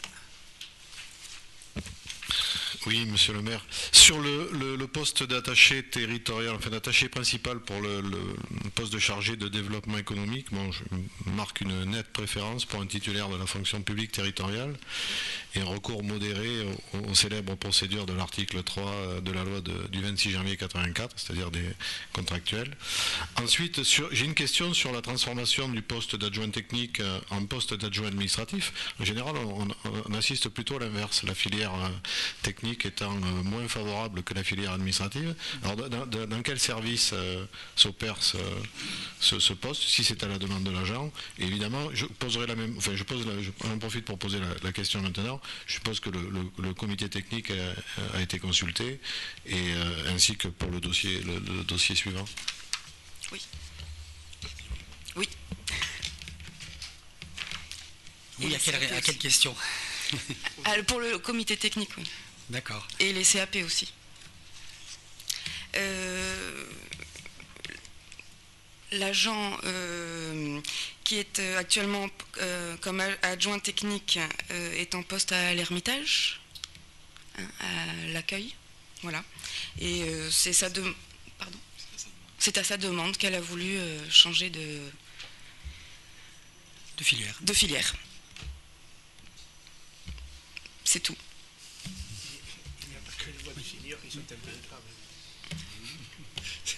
Et elle conserve son poste. Oui, ça, à l'accueil de l'Ermitage. Il n'y a pas de changement de poste. Elle a juste voulu. Elle reste là où elle est, elle fait la même chose, elle change de filière. C'est tout. Voilà, c'est pas plus compliqué que ça. Monsieur Alvarez? Oui, on est toujours surpris, parce que par principe, la filière administrative est moins optimale que la filière technique. Donc si elle demande à changer son poste, c'est qu'elle demande à gagner moins. Bon, pour travailler mieux. Non, c'est le même pour l'instant. Non. Je pense. Non. Ouais. Mais en termes de primes, c'est pas négligeable souvent. Ouais, je pense qu'il y a peut-être dans son esprit aussi un plan de carrière. On ne va pas être plus royaliste que... Derrière cette décision de sa part, il y a un plan de carrière, simplement. Voilà. Il y a des ambitions. Il y a des autres, projets. Et voilà. dans la mesure où c'était sa demande, je ne vois pas pourquoi nous n'accéderions pas à sa demande. Voilà. Nous serions assez malvenus. Mes chers collègues, nous nous prononçons sur l'ensemble de ce qui est proposé. Abstention? Vote contre? Ce n'est pas le cas. Vote pour? Unanimité. Je vous en remercie. Dossier numéro 5, création du régime indemnitaire des assistants de conservation du patrimoine et des bibliothèques. Rapporteur Virginie Monnier. Monsieur le maire, mes chers collègues, il convient donc de compléter les grades éligibles au régime indemnitaire de la mairie pour tenir compte des évolutions des services municipaux et notamment la source. Nous vous demandons de bien vouloir créer les primes et indemnités suivantes. Indemnité forfaitaire pour travaux supplémentaires, indemnité d'administration et de technicité, ainsi que prime de technicité forfaitaire. Très bien. C'est très synthétique, mais c'est parfait. Merci. Des questions, mes chers collègues, de votre part, sur ce qui est proposé? Ce n'est pas le cas. Nous nous prononçons. Abstention? Monsieur Marceron, abstention. Vote contre? Il n'y en a pas. Vote pour? Le conseil municipal, unanime, accepté. Monsieur Marceron. Merci. Développement durable, dossier numéro 6, agenda 21, élaboration de l'acte 2, 2017-2020, rapporteur Gwenaëlle Lamarque. Monsieur le maire, bonsoir, mes chers collègues. En 2009, la ville du Bouscat s'est inscrite dans une démarche de développement durable avec l'élaboration de son agenda 21. Cette démarche a permis de décliner un premier projet de territoire pour le développement durable construit autour d'un diagnostic partagé, d'une stratégie et d'un programme d'action. Depuis 2012, la ville concrétise les 52 actions ainsi adoptées et a été reconnue à ce titre Agenda 21 Local France par le ministère de l'écologie en février 2013. Cet acte 1 arrivant au terme de sa programmation, une phase de bilan perspective a été enclenchée avec l'objectif d'une présentation du deuxième programme d'action en conseil municipal début 2017. La feuille de route sur 2016 s'articule autour d'une démarche évaluative, participative et des premières orientations pour l'acte 2. Le travail qui sera mené s'inscrit pleinement dans les 5 principes déterminants de démarche préconisés par le ministère, à savoir l'évaluation des résultats et des méthodes, l'amélioration continue des actions, l'association des parties prenantes, le pilotage et la transversalité.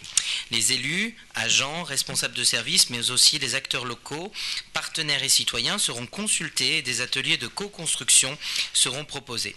Les différents événements municipaux en faveur du développement durable, fête des jardins, semaine européenne du développement durable, animation du bois, confortés par l'ouverture de la maison de la vie éco-citoyenne, permettront d'enrichir les échanges. Le premier programme d'action, conçu à partir de 4 axes stratégiques et 17 objectifs, a permis d'agir de manière transversale sur les différentes finalités du développement durable. La lutte contre le changement climatique, l'épanouissement des êtres humains, la cohésion sociale, la production responsable et la préservation des ressources et de la biodiversité. Un premier bilan interne a été réalisé et sera synthétisé dans un prochain rapport du développement durable qui vous sera présenté en mars 2016. Ce bilan permet d'orienter le futur acte 2 et de donner quelques éléments de cadrage stratégique sur le mode de gouvernance de l'agenda 21, les champs à investir et la mobilisation de tous. L'autre orientation majeure est l'engagement pris par la ville en faveur de la responsabilité sociétale. Une évaluation sera menée par l'AFNOR en mars. Elle permettra d'identifier comment la ville du Bouscat, en tant qu'acteur de la société, investit les champs du développement durable et de la responsabilité sociétale dans une approche de transparence et de gouvernance participative. À ce titre, une présentation de la RSO par l'AFNOR vous sera proposée lors d'un conseil municipal privé le mardi 9 février à 18h30, ici même. L'action de la ville du Bouscat n'est pas autonome, elle s'inscrit dans une démarche à la fois locale, nationale et internationale, est en lien avec le second volet de l'agenda 21 de Bordeaux Métropole, mais aussi des rendez-vous internationaux tels que la signature de la charte de Milan en 2015 contre le gaspillage alimentaire, naturellement la COP 21, et nous nous inscrivons dans une dynamique donc à la fois locale, nationale et internationale, ce qui rend l'action des acteurs publics d'autant plus nécessaire et essentielle. Vu le Code général des collectivités territoriales, il est donc demandé au Conseil municipal de bien vouloir autoriser Monsieur le maire à entreprendre toutes les démarches partenariales et contractuelles pour mener cette démarche et solliciter les cofinancements, notamment auprès de Bordeaux Métropole, qui accompagnera l'évaluation RSO au titre du contrat de co-développement. Je vous remercie. Merci bien, chers collègues. Monsieur Alvarez. Oui, monsieur le maire. Vous nous demandez l'autorisation d'entreprendre donc toute démarche partenariale et contractuelle dans le cadre de l'agenda 21 et plus particulièrement donc de l'acte 2 de cette politique qui couvrira la période 2017-2020. Alors la démarche d'association des citoyens dans le cadre d'une gouvernance territoriale renforcée, avec notamment ce que vous nous présentez dans un des schémas, la création d'un conseil de développement durable, me paraît être une excellente idée. De plus, j'attends la présentation en conseil privé des actions proposées en faveur de la responsabilité sociétale, tout en réitérant mes demandes sur le renforcement, au-delà de l'action menée par notre centre communal d'action sociale, de l'action 24 de l'axe 2, lutter contre la précarité énergétique. Ceci donc dans le cadre d'un bilan d'étape, évidemment, puisque ça a été évoqué. De plus, vous savez que j'observe avec intérêt l'un des objectifs de notre agenda 21 concernant le développement des pratiques de jardinage et de maraîchage et le développement des espaces de nature ordinaire et de la biodiversité sur les axes 1. Donc, mais ce dossier me paraît être excellent et donc j'approuve, je vous donne l'autorisation de solliciter cette subvention. Merci. Votre soutien me touche beaucoup. Merci. Mes chers collègues, d'autres remarques? Ça n'est pas le cas. Nous nous prononçons sur ce qui est proposé donc dans cette délibération par notre ami Bruno Lamarque. Abstention, ça n'est pas le cas. Vote contre, encore moins. Vote pour, unanime. Merci, mes chers collègues. Dossier numéro 7, partenariat avec la nouvelle association bouscataise des ruches du Petit Bois. Rapporteur Gwenaëlle Lamarque. Mes chers collègues, la ville, dans le cadre de son agenda 21, a initié depuis 2012 une action de sensibilisation à l'apiculture et à la biodiversité. Un accompagnement d'une trentaine de bouscatés volontaires a ainsi permis la construction collective de ruches, l'apprentissage par le transfert d'expérience des méthodes apicoles et l'animation à destination du grand public. Des sessions pédagogiques ont plus spécifiquement fait découvrir à des publics cibles, écoles, accueil de loisirs, résidences pour personnes âgées, ces enjeux de préservation de notre cadre de vie. À ces fins, la ville a aménagé deux espaces, le bois et le parc de l'Ermitage qui constitue le rucher partagé du Bouscat. Des équipements ont été mis à disposition des bouscatés pour les ateliers de formation menés par un apiculteur professionnel. Aujourd'hui, après 3 ans d'installation réussie de ce projet et de pilotage par les services de la ville, il est proposé de confier ces missions à l'association Les Ruches du Petit Bois. La création de cette nouvelle association est le fruit d'un engagement fort des bouscatés dans l'aventure apicole et de la volonté de la ville de passer le relais de cette action à une dynamique citoyenne. Pour cela, Une convention triennale liant la ville et l'association définit les objectifs à atteindre en termes d'entretien et d'animation des ruchers municipaux, les engagements réciproques de chaque partie et les moyens matériels mis à disposition. Par ailleurs, l'association, au titre de la politique associative, pourra déposer une demande de subvention annuelle. Vu le Code général des collectivités territoriales, vu le projet de convention annexé, il est demandé au Conseil municipal de bien vouloir, article 1, autoriser Monsieur le maire à engager ce nouveau partenariat, article 2, autoriser Monsieur le maire ou son représentant à signer la convention d'objectifs triennale 2016-2018 avec l'association si annexée. Merci, monsieur le rapporteur, merci bien. C'est une affaire qui marche bien. On a eu quelques inquiétudes à une époque du passage de relais entre cette action semi-privée par un professionnel et puis une association. Finalement, ça se passe très bien. On en est ravis que cette prise en compte se fasse par des bouscatés qui se responsabilisent ainsi dans cette belle aventure. Monsieur Catard. Oui, juste une petite question sur l'aspect financier qui n'est pas mentionné. Alors j'ai bien compris que ça ferait l'objet d'une délibération lors d'un projet de prochain conseil municipal si cette association en fait la demande. Dans les années passées, il y avait une décision qui octroyait donc à l'apiculteur professionnel une rémunération qui était de quel ordre à l'époque? J'en ai plus souvenance. 5 000. Voilà, 5 000 euros grosso modo par an, un bon normal. 5 000 euros. C'est ce que j'avais en mémoire également. Sans parler de sommes importantes, mais est-ce que les subventions qui seraient octroyées à cette association seraient bon an mal an de même nature, voire inférieures? Inférieure. Inférieure. C'est l'objectif. Ah oui. Inférieures, et elles seront naturellement basées sur un budget prévisionnel relativement affiné. Voilà. Mais bon, là, je ne peux pas en dire plus. En tout cas, pas à ce stade. Merci, chers collègues. Nous nous prononçons. Abstention, ça n'est pas le cas. Vote contre, non plus. Vote pour, unanime. Merci. Économie, solidarité, famille, dossier numéro 8, convention d'objectifs et de financement 2016-2019 entre la ville du Bouscat et la CAF de la Gironde. Prestation de services, relais assistance maternelle, RAM, rapporteur Bérangère Dupin. Monsieur le maire, chers collègues, la prestation de service RAM est une aide versée par la CAF aux gestionnaires de relais assistants maternels sous condition d'agrément du projet de fonctionnement. Son montant est égal à 43% du prix de revient annuel du service, dans la limite d'un prix plafond fixé annuellement par la CNAF. Le budget annuel de fonctionnement du RAM s'élève à environ 55 500 €, le poste à temps plein de l'animatrice représentant 93% des dépenses. Pour 2015, la prestation de service prévisionnel s'élève à 23 887 € et 76 centimes.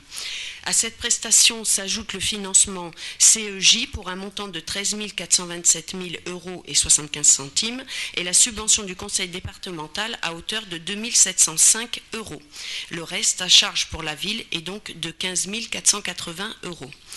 Au vu des documents d'évaluation produits et du projet de fonctionnement pour les 4 prochaines années, les administrateurs de la Caisse d'allocation familiale se sont prononcés en faveur du renouvellement de l'agrément du RAM jusqu'au 31 décembre 2019, afin de poursuivre les objectifs suivants: informer les parents et les assistants maternels, accès au mode d'accueil, conditions d'exercice du métier d'assistant maternel, et d'offrir un cadre de rencontres et d'échanges entre des pratiques professionnelles pour les assistants maternels. La présente convention encadre les modalités d'intervention et de versement de la prestation de service RAM.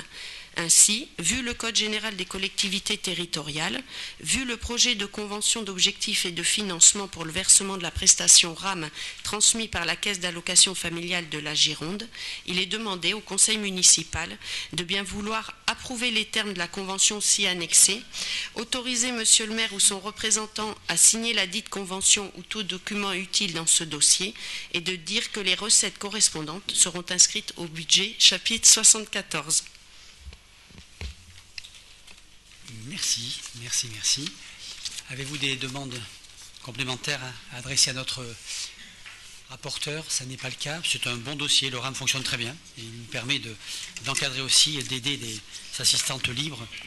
Et ça rend confiance aux familles qui confient leurs enfants.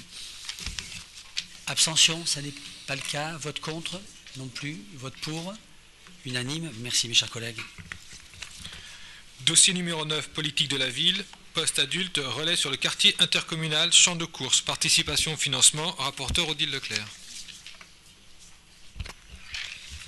Monsieur le maire, chers collègues, dans le cadre de la loi numéro 2014-173 du 21 février 2014 relative à la programmation pour la ville de la cohésion urbaine prévoyant la révision de la géographie prioritaire, le quartier Lyoté-Champ de course, initialement classé en contrat urbain de cohésion sociale, que nous appelions des CUCS, a été renouvelé en quartier prioritaire sur un secteur étendu à 2 résidences de la ville d'Ésine. Ainsi a été défini un quartier prioritaire intercommunal dénommé Champ de course, comptabilisant 1041 habitants et intégrant les résidences Lyoté et Champ de course pour la ville du Bouscat, les cottages et champs de course pour la ville d'Ésine. Dans ce cadre, et conformément aux dispositions prévues à la convention intercommunale du contrat de ville présentée à l'Assemblée le 13 octobre dernier, l'État a réservé un avis favorable à la demande de financement d'un poste d'adulte relais formulé par l'association ABCDEFG, Espace de vie sociale, en vue d'optimiser la mission de médiation assurée par l'association et de faciliter le lien habitant-institution. Les missions de ce poste sont tenues de permanence à l'espace municipal hippodrome en vue de favoriser l'accueil, l'écoute, l'information, l'orientation des personnes, la mise en relation avec les institutions locales bouscataises et ésinaises et de l'aide à l'accomplissement des démarches administratives. Participation à la médiation locative, gestion des conflits de voisinage en lien avec les bailleurs sociaux Gironde d'Habitat et Domo France, présence de proximité dans les résidences, espace collectif pour une veille civique et préventive, relais d'information des actions menées sur les 2 communes et par les différents partenaires, implication dans les activités de l'association ABCD-EFG afin de mobiliser les habitants et participation à l'animation du Conseil citoyen intercommunal. Le coût annuel du poste s'élève à 26 426 € au 1er janvier 2016. L'État le finance dans le cadre de la convention spécifique d'une durée de 3 années à hauteur de 17 926 € par an. Il a été envisagé dans le cadre de l'avis formulé auprès des services de l'État que le solde annuel, 8 500 €, soit pris en charge par les 2 villes au prorata de leur nombre respectif d'habitants dans le quartier intercommunal. Ainsi, le Bouscat prendrait en charge 2/3 du solde à financer, soit 5 700 € correspondant à 711 habitants de ce quartier, et Ésine prendrait en charge 1/3, soit 2 800 € correspondant à 330 habitants de la partie de leur quartier. Notez que le recrutement de l'adulte relais par l'association est en cours et que les financeurs participent bien sûr au recrutement. Ainsi, vu le Code général des collectivités territoriales, vu les divers articles du Code du travail, vu la convention cadre du contrat de ville métropolitain tel qu'issue de la délibération du 7 juillet 2015, vu la convention territoriale du quartier intercommunal telle qu'à l'issue de la délibération du 13 octobre 2015, vu l'avis favorable formulé par la commission préfectorale du 15 décembre 2015 pour le financement de ce poste d'adulte relais, vu la délibération du conseil municipal de la ville d'Ésine du 10 décembre 2015 relative au financement de ce poste, considérant que l'intérêt local le justifie, nous demandons au conseil municipal d'approuver la participation de la ville du Bouscat au poste d'adulte relais à hauteur de 5 700 € pour l'année 2016, d'autoriser le versement du dit montant à l'association ABCDEFG, d'autoriser monsieur le maire ou son représentant à signer tout document se rapportant à ce dossier, dire que les dépenses correspondantes seront inscrites au chapitre 65 du budget de l'exercice. Merci, chers collègues. Monsieur Alvarez. Oui, je voterai le financement du poste d'adulte relais, simplement pour saluer le travail remarquable effectué par l'association la BC2FG au profit des habitants du quartier Champ de Course. Merci, c'est vrai qu'ils font un travail remarquable. On partage tout à fait votre avis. Nous nous prononçons, mes chers collègues. Abstention, ça n'est pas le cas. Vote contre, je pense que non. Vote pour, unanime, merci. Dossier numéro 10, convention de partenariat Pôle emploi, axe 6 du schéma de développement économique, orienter le développement économique vers l'emploi. Rapporteur Yohann Taris. Oui, monsieur le maire, chers collègues, donc nous... On m'entend là? Oui, c'est bon. J'ai droit à des réflexions un peu aigres-douces à ma gauche. Voilà. Donc, vous vous rappelez qu'au mois d'octobre, nous avons délibéré sur le schéma de développement économique, dont l'axe 6 s'intitule « Orienter le développement économique vers l'emploi ». Effectivement, l'emploi, si il ne correspond pas à une compétence communale, l'emploi, la politique de l'emploi reste une compétence nationale, est effectivement à la fois un sujet de préoccupation essentiel pour nous, une motivation d'ailleurs à avoir mis en œuvre ce schéma de développement économique et une priorité. Alors, ce que je vous propose, c'est de globaliser les 4 conventions qui suivent. Donc, alors moi, j'ai pas la même numérotation. Il doit y avoir une différence de numérotation entre le papier et le support numérique.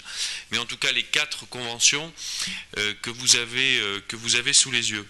Ce qui est intéressant dans notre démarche, je crois, en tout cas, ce qui est à mettre en avant, c'est que plutôt que de vouloir dupliquer des choses qui existent déjà, l'idée en réalité, c'est d'établir des partenariats avec des structures existantes qui agissent en matière d'emploi afin de développer des liens donc, entre la ville et ces différentes structures pour travailler donc, à aider les demandeurs d'emploi donc, sur le territoire du Bouscat. Ce qui est à noter aussi peut-être, c'est la diversité des structures avec lesquelles nous vous proposons de conventionner. Il y a une administration, il y a une entreprise privée, il y a une structure de l'économie sociale et solidaire et il y a une association, ce qui montre bien qu'au-delà des différents statuts, on a des gens qui se battent pour l'emploi et avec lesquels il nous a semblé intéressant de nous associer. Et c'est donc ce qui vous est proposé donc, dans ces 4 conventions de partenariat. Alors la première convention de partenariat, je dirais que c'est un petit peu la convention cadre qui fixe les choses d'une manière assez globale dans notre travail commun pour aider les Bouscatais demandeurs d'emploi. C'est bien évidemment la convention avec Pôle emploi. Donc c'est une convention dont vous avez pu prendre connaissance du contenu. C'est une convention dont évidemment une grande partie consiste dans l'échange d'informations, puisque évidemment Pôle emploi qui est le service public de l'emploi en France dispose d'un grand nombre d'informations, mais nous avons aussi, nous, par notre ancrage sur le terrain et par le biais du service économie entreprise emploi, donc notre service municipal S3E, nous avons aussi, nous, un certain nombre d'informations et donc vous verrez que vous avez vu que le contenu de cette convention vise à croiser au maximum les informations et puis aussi à développer un certain nombre d'actions communes, d'animations dont évidemment les contenus seront définis au fil des années qui viennent.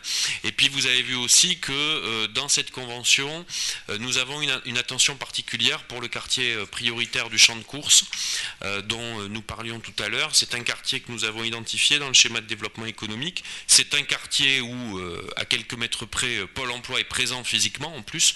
Donc il y a aussi des choses intéressantes à imaginer, à mettre en œuvre.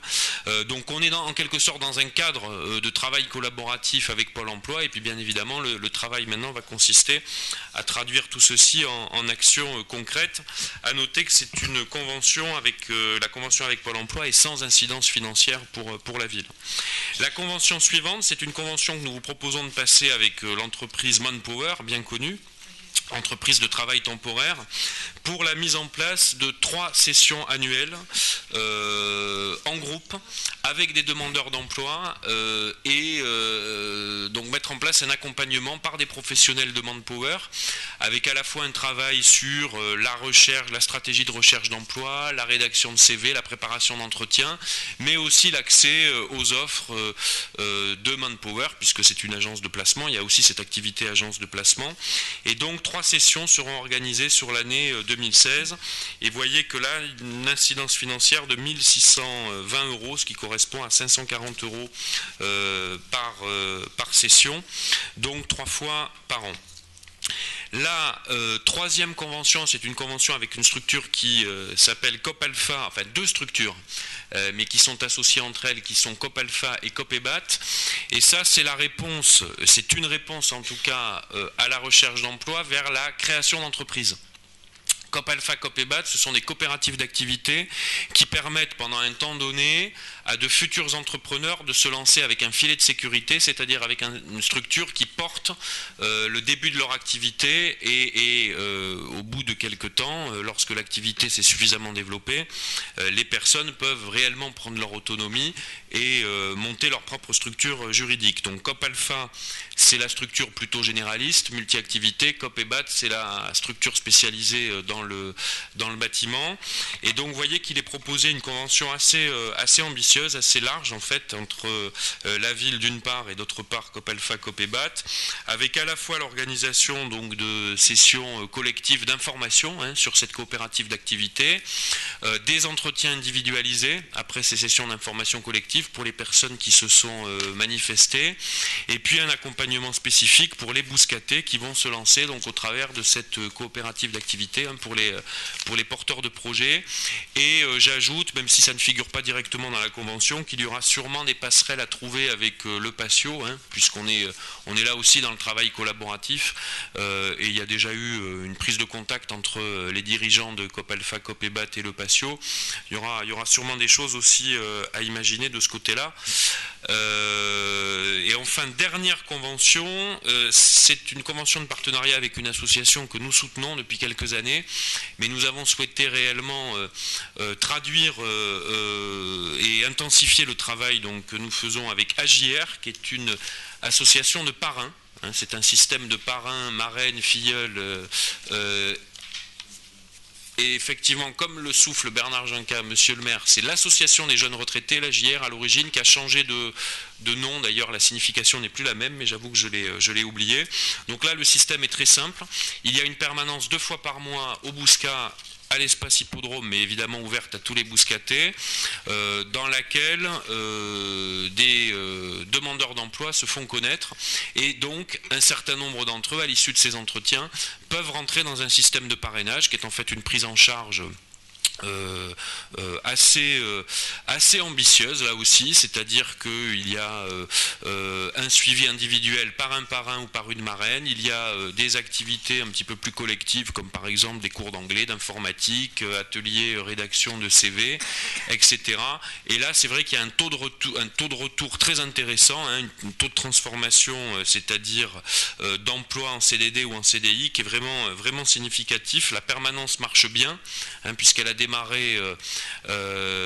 sur le Bouscat en 2015, et donc l'idée là vraiment c'est d'augmenter ce partenariat avec AJR, et cela passe aussi d'ailleurs par un appel aux bonnes volontés de bouscatés qui voudraient faire ce travail de parrainage pour nos demandeurs d'emploi. Donc voilà le contenu de ces 4 conventions: Pôle emploi, Manpower, COP Alpha, COP EBAT et AJR. Et je suis prêt à répondre à vos questions si vous en avez. Merci, monsieur Alvarez. Oui, je vais faire une intervention globale sur les 4 conventions, mais comme mon vote ne sera pas le même sur les 4, je détaillerai point par point. Alors sur le partenariat avec Pôle emploi, chaque action publique visant à faciliter l'accès des demandeurs d'emploi au marché du travail ne peut être qu'encouragée. Celle contenue dans la convention de partenariat entre Pôle emploi, le Bouscat et notre commune, pour modeste qu'elle soit, n'en sont pas moins à considérer et seront peut-être utiles à quelques-uns des 1672 demandeurs d'emploi de notre commune. Donc sur le dossier numéro 10, j'exprimerai un vote positif. Sur le dossier numéro 11, Manpower, alors n'étant pas favorable au démantèlement de la mission de service public confiée au Pôle emploi en matière d'aide à l'insertion des demandeurs d'emploi pour gonfler les profits de certaines entreprises privées, je n'approuverai pas cette convention de partenariat avec Manpower, même si les sommes en jeu ne sont pas considérables. Alors il est vrai que sur ces questions, les adhérents du Parti communiste manquent singulièrement d'agilité, pour paraphraser le fabricant de badges, Pierre Gattaz. Donc je voterai contre cette deuxième délibération. Sur le dossier numéro 12, la coopérative d'activité et d'emploi. Alors c'est un regroupement économique solidaire de plusieurs entrepreneurs, transformant, et c'est intéressant, l'entrepreneur qui rejoint la CAE en un salarié disposant de droits et de protection sociale. C'est une formule intéressante qui mérite donc d'être expérimentée. Alors sur AJR, cette demande de partenariat participe du soutien aux associations de notre commune. Alors l'article 3 de la convention qui soumet l'association AJR à la présentation de ses comptes et à la réalisation d'un bilan de ses actions nous permet d'accorder tout à fait notre soutien. Alors néanmoins, en cette période de primaire chez les Républicains, il conviendra de ne pas se tromper avec l'autre association, AJ sans R, qui elle veut mettre, je crois, au chômage un ancien président de la République. Voilà. Merci. Autre intervention de... Oui, droit aux réponses, bien sûr. Monsieur Taris. Oui, d'abord pour m'excuser d'avoir oublié le dernier tableau, qui était un tableau important, puisque c'est le récapitulatif de l'impact financier de ces conventions. Donc vous avez vu les dépenses, hein, donc on avait commencé par 1620 euros Manpower, pas d'incidence financière pour Pôle emploi, donc 5000 euros sur Copalpha Copébat en dépenses et 1500 euros pour la JR. Et vous voyez qu'en recette, donc nous sollicitons à la fois les fonds européens à hauteur de 2500 euros et est acté un financement à hauteur de 1000 euros de l'ACSE, qui est l'agence d'État nationale qui intervient sur la politique de la ville. Pour répondre simplement à Patrick Alvarez sur la convention avec Manpower, bon, je pense qu'il faut plutôt raisonner en termes de complémentarité. Nous, c'est dans ce cadre que nous nous inscrivons. Il y a un certain nombre d'acteurs qui ont des statuts différents et ça peut être intéressant de les solliciter. Manpower a une expertise à apporter. D'ailleurs, il y a des collaborations déjà entre Manpower et Pôle emploi.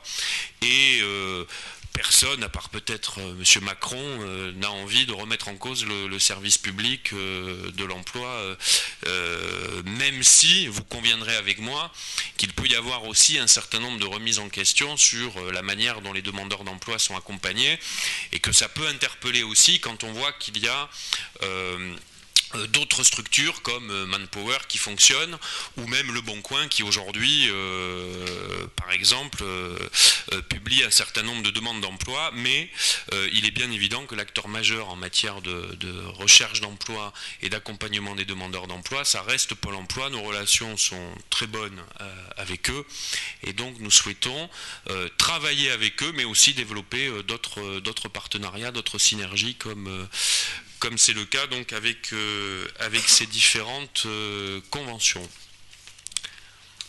Merci. On ne sera jamais assez nombreux pour lutter contre cette espèce de cancer de notre société qui est le chômage, c'est évident. Alors, M. Cattard et M. Marceron, avez-vous des votes différents sur les 4 dossiers Pôle emploi, Manpower, Copalpha et... Non, ce seront les mêmes votes. Ce sont des votes positif ou négatif? Excusez-moi de vous questionner comme ça, mais c'est pour simplifier le vote. Hein. Non, très simplement, de notre côté, nous pensons comme vous que tous les moyens doivent être mis en œuvre, et ne pratiquant pas la déchéance idéologique, il me semble qu'il faut aussi inclure des entreprises privées dans le chemin vers l'emploi des uns et des autres. Voilà. Merci. Monsieur Marceron, quelle serait votre position? Alors pour ma part, ils sont tous identiques et comme ils vont dans le bon sens, donc ils sont favorables. Enfin, j'estime qu'ils sont favorables. Merci. Monsieur Alvarez. Un peu d'idéologie ne fait pas de mal. Et je voudrais répondre aussi à monsieur l'adjoint. Le fait qu'une entreprise privée profite du chômage pour développer ses profits est néanmoins très gênant. C'est un service qui devrait exclusivement être public. On ne peut pas profiter du chômage. Et les gains qui sont faits par Manpower, je suis désolé de le dire, sont faits sur le chômage. Et non pas sur la réduction du chômage. Sinon, il y a très longtemps que Manpower aurait résolu le problème et n'existerait plus. C'est, je crois, malheureusement plus compliqué que ça. Monsieur Taris. Sauf à considérer, que Manpower ne travaille que dans des situations où il y a du chômage, mais dans une situation de marché du travail qui fonctionne bien avec de la fluidité entre les entreprises, les agences d'intérim, de recrutement temporaire fonctionnent bien. En tout cas, nous, on a une approche pragmatique sur le sujet. Trop d'idéologie tue l'idéologie. Monsieur Alvarez, on le dira comme ça. On essaie d'avoir une approche pragmatique. Bon, puis vous avez vu qu'on est, vous l'avez souligné vous-même, quand même sur des volumes financiers qui sont tout à fait raisonnables. Et puis on fera un bilan au bout d'un an, de toute façon, sur la manière dont les choses fonctionnent. Merci mes chers collègues. Donc pour nous résumer, monsieur Alvarez, vous votez contre Manpower. Très bien. Et pour tout le reste, vous votez pour, et tout le monde vote pour tout le reste. Voilà. Merci.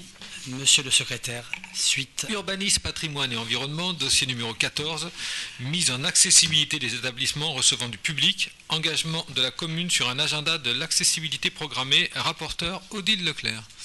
Merci, monsieur. C'est bien suivi, moi. La loi dit handicap de février 2005 a posé la mise en accessibilité des établissements recevant du public avec pour échéance le 1er janvier 2015. Cependant, beaucoup de gestionnaires d'établissements recevant du public ont pris du retard en la matière, rendant ainsi illusoire le respect des objectifs fixés par la loi. Ainsi, le gouvernement a entrepris un travail de concertation avec les acteurs du handicap afin de poser un cadre opérationnel strict. Ces travaux ont abouti à la loi du 10 juillet 2014 qui a habilité le gouvernement à recourir à une ordonnance pour redéfinir les modalités de mise en œuvre du volet accessibilité de la loi handicap de 2005. L'ordonnance du 26 septembre 2014 relative à la mise en accessibilité des établissements recevant du public, des transports publics, des bâtiments d'habitation et de la voirie pour les personnes handicapées accorde ainsi des aménagements, notamment aux collectivités territoriales, avec de nouveaux délais à la condition de s'engager dans la mise en accessibilité de ces établissements recevant du public via le dépôt d'un agenda d'accessibilité programmée qu'on appelle ADAP. La commune a procédé à la réalisation d'un projet d'agenda d'accessibilité programmée qui a été présenté à la commission communale pour l'accessibilité le 10 décembre 2015. À l'issue d'une période de concertation lors de laquelle le document a été adressé à l'ensemble des membres de la commission, celui-ci n'a fait l'objet d'aucune observation. Vu le Code général des collectivités territoriales et notamment, je passe les vues, voilà, donc il est demandé au conseil municipal de bien vouloir valider le projet d'agenda d'accessibilité programmée annexé. Vous avez tout le projet, tout le travail qui a été fait. Tu veux que je le lise, Bernard? Bon. Vous avez quand même tous les renseignements. Je l'ai lu, oui. Je l'ai vu et lu. Et autoriser monsieur le maire à transmettre l'agenda à monsieur le préfet. Merci. Des demandes de précision, monsieur Alvarez? Oui, le dossier que vous soumettez à notre délibération donc, a fait l'objet, ça a été dit, d'un premier examen lors de la commission communale d'accessibilité le 10 décembre dernier. Bon, il va de soi que la décision concernant l'engagement de la commune sur le dépôt d'un agenda d'accessibilité programmée relève bien de notre conseil. Alors le dossier présenté ce soir est particulièrement clair et détaillé. Le montant des travaux, 849 890 € hors taxe.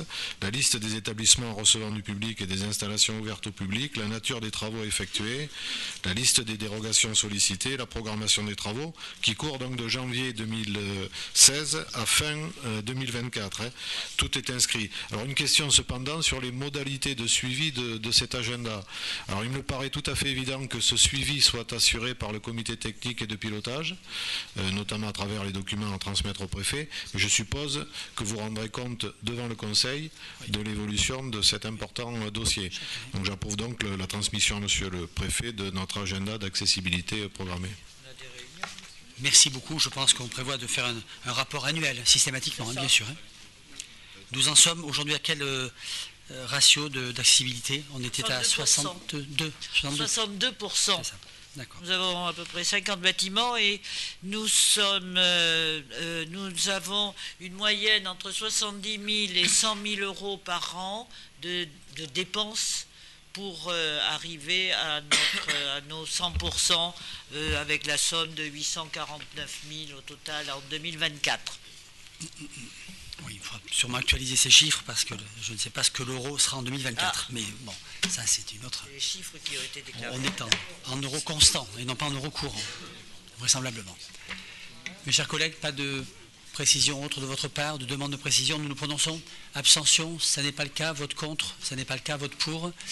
Unanime, merci. Et enfin, dossier numéro 15, adhésion au groupement de commandes des syndicats départementaux d'énergie pour l'achat d'énergie, de fourniture et de services en matière d'efficacité et d'exploitation énergétique. Rapporteur Bernard Juncker. Mes chers collègues, une délibération légère en fin de conseil. Il s'agit de la reconduction de notre adhésion au groupement de commandes des syndicats départementaux d'énergie. Vous savez, ça vous est rappelé, le marché de l'énergie est ouvert à la concurrence depuis le 1er juillet 2007. Le choix du fournisseur est donc libre pour l'ensemble des consommateurs, des collectivités, des professionnels, mais également les particuliers. Pour bénéficier de ces offres de marché, d'offres de marché avantageuses, les personnes publiques auxquelles nous appartenons doivent avoir recours aux procédures prévues par le Code des marchés publics. Et nous vous proposons donc de renouveler l'adhésion de la ville au groupement de commandes des syndicats départementaux d'énergie, puisque nos contrats arrivent à échéance le 31 octobre 2016. Je me permets une petite illustration. Je trouve que la délibération qui dit le maintien des coûts dans un contexte de hausse, ça nous a permis le maintien des coûts dans un contexte de hausse, c'est une formulation que je trouve modeste, le flirte un peu avec l'euphémisme. Je vais vous donner quelques illustrations de ce qu'ont été nos gains.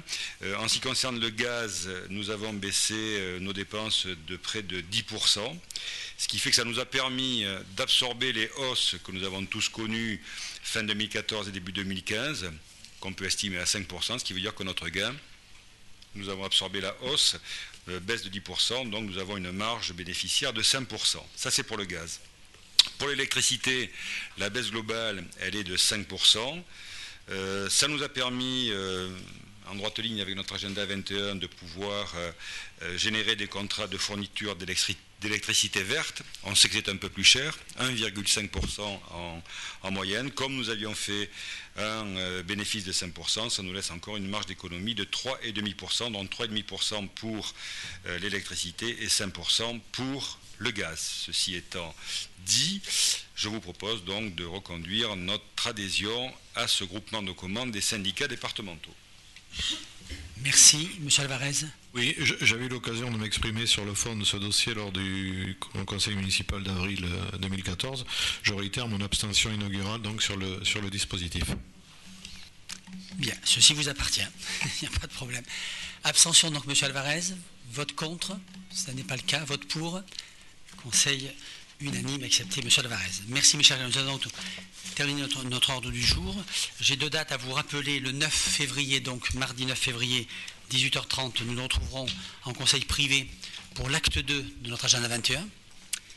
Et nous nous retrouvons à nouveau le 15 mars, mardi 15 mars, 18h30 toujours.